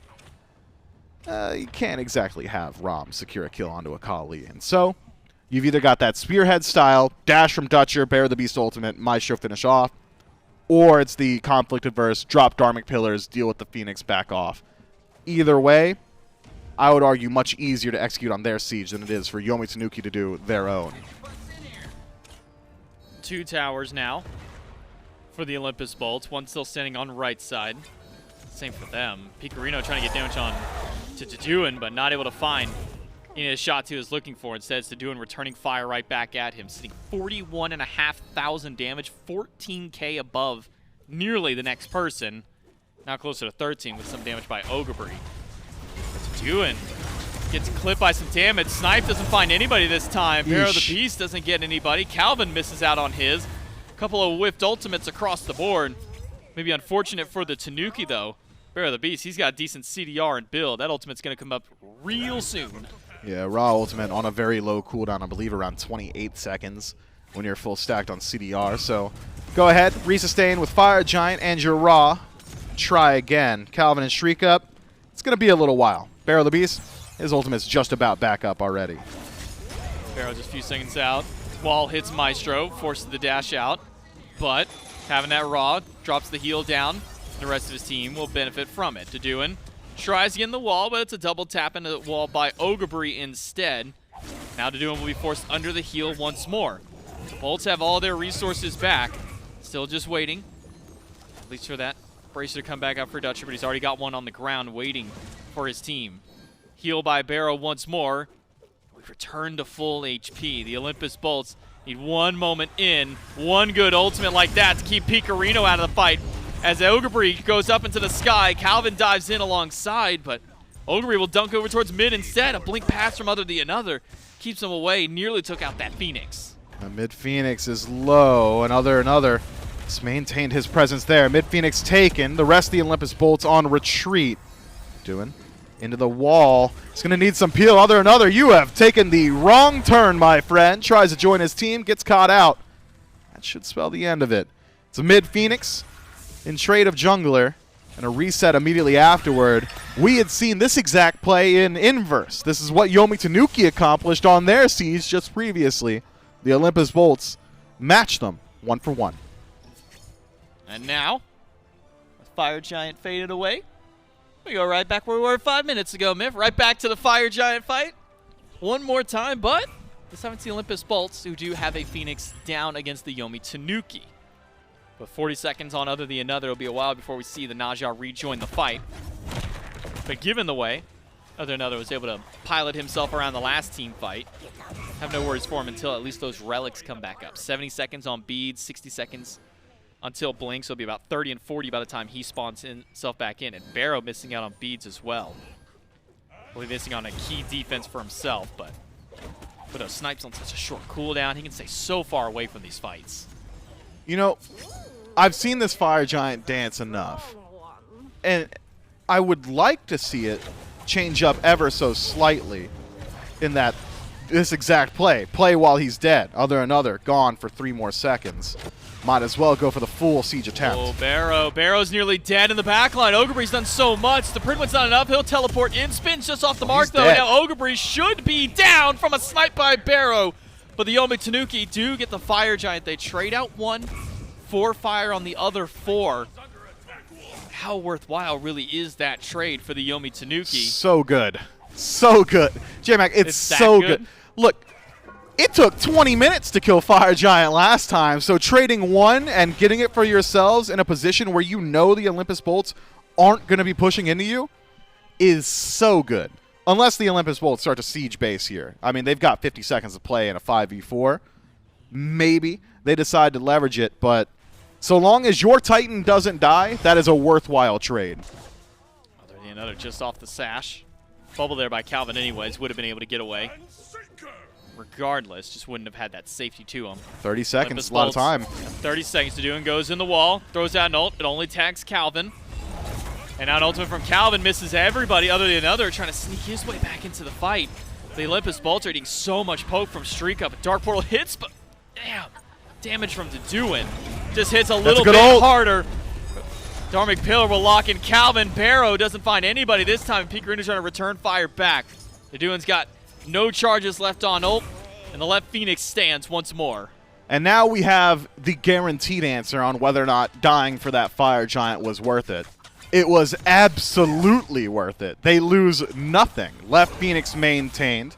Mid Phoenix respawning shortly. Enhanced Fire Giant still on 4. And Ogre was never really the one you need Fire Giant on. The only thing he was primarily benefiting from was the sustain. The additional mana and HP allowing him to stay in those fights a little bit longer. But having teleport and being a full tank Thor means that your poke's still pretty good, and you'll be able to stay in that team fight pretty consistently.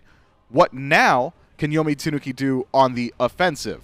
Are they going to try and knock down that mid Phoenix again that is still weakened from the previous siege? Are they going to start working their way down left? Instead, it's a 4-1 split. Something I've been calling for the last 50 minutes. It's finally starting to rear its head. Apriel working down mid, the rest of his team on the left-hand side. Yomi Tanuki.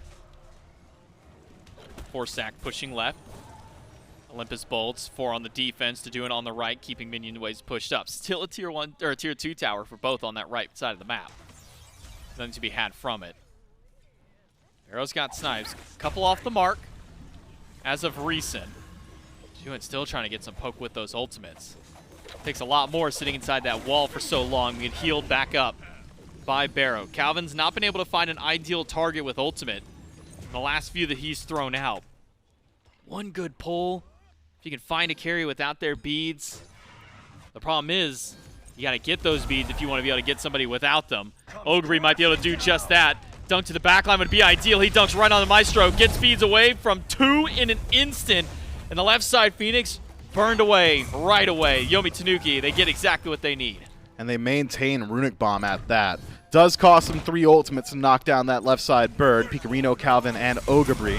And maybe Ogre's life as well. On the retreat, gotta evade the snipes.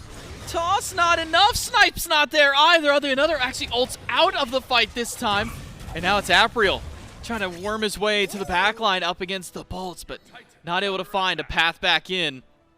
And now with minions starting to push in, at least for the Yomi Tanuki, they can start to grab themselves at least an advantage up towards Fire Giant, but Fire Giant's still a little farther away. Yomi Tanuki with some health bars getting low. They're going to have to head back to base. Ogre going to strip away whatever farm he can in the jungle and reset themselves once more. We'll go back to Fire, but this time instead of a mid-Phoenix being down, it's a right side one. And with the Olympus bolts, nobody would teleport to get back over there and defend and get right back to the fight. Potential one-man advantage for the Tanuki. Should be. You know, I've been wondering, where is the damage? Where's the actual kill secure for Yomi Tanuki? Ogre's been doing a great job. His damage output has been absolutely ridiculous. Picarino's in there as well. I'm thinking to myself, what did we talk about in P's and B's? They got a late-game win condition on Yomi Tanuki. It's something they hadn't had beforehand. And it's Kali, right? Like, Kali is really good in the late game. I'm working my way down this player damage chart on the left side of the screen. You know, 20,000, still haven't seen him. 19,000, where is he? 13,000 damage from the Kali. He's beating out his support by about 2,000 damage. You've got death immunity on this pick. You've also got haste with haste and katana. At this point, we're KD saving on Kali. 7, 3, and 5 looks really good. You gotta get a little bit more done, though. Trading 2 for 1 would go absolutely crazy. Dutcher goes in. Ultimate hits Maestro this time. That's perfect. Aegis is down, and the carry removed. Apriel gets 1. Chases in. That's 2 for the Kali. About to be 3 as he takes down Barrow. It is only Deduin and another left. And with Deduin zoned away from everything, it's Picarino to take out the Naja. And Deduin trying to defend. He takes down 3 in an instant. But unfortunately for him, there's still 2 left for the Tanuki. You were calling for Apriel to come up big, and he does just that right at the end of the game. Apriel decides that it was his time, pops that destruction, sticks in there, and stays in there. The Kali has a great showing in the last 30 seconds, and Yomi Tanuki, after 55 minutes, actual human minutes of SMITE gameplay, come out on top in this best of 3. If that's how every set's going to go, it's going to be a long journey in the Gauntlet if they want to win. Yes. Strap in, everybody. This could be a very long weekend for some of these teams out there. Yomi Tanuki, the 6th seed, walking into this match against the number 5 seed Olympus Bolts, knock them down. And who awaits them as their opposition later? The Solar Scarabs, E-Chrome, ML2, Zero's French Emperor, and Deathwalker as a squad. Oh, Deathwalker. Gonna be a tough one here like for the Yomi 5 Tanuki. push guy. Yeah, the 5-man like, tier push guy. Wears a suit. Wears the suit, wears whatever he wants to. Commentated at Worlds. Did do that. As an SCC guy, that's literally unheard of. Yomi Tanuki. Crazy. Look great here in game number 3 to close this one out. Find a massive win for Apriel. Nearly keeps it alive there by Deduin. Triple kill in the blink of an eye to take out 3 at the very tail end of that one.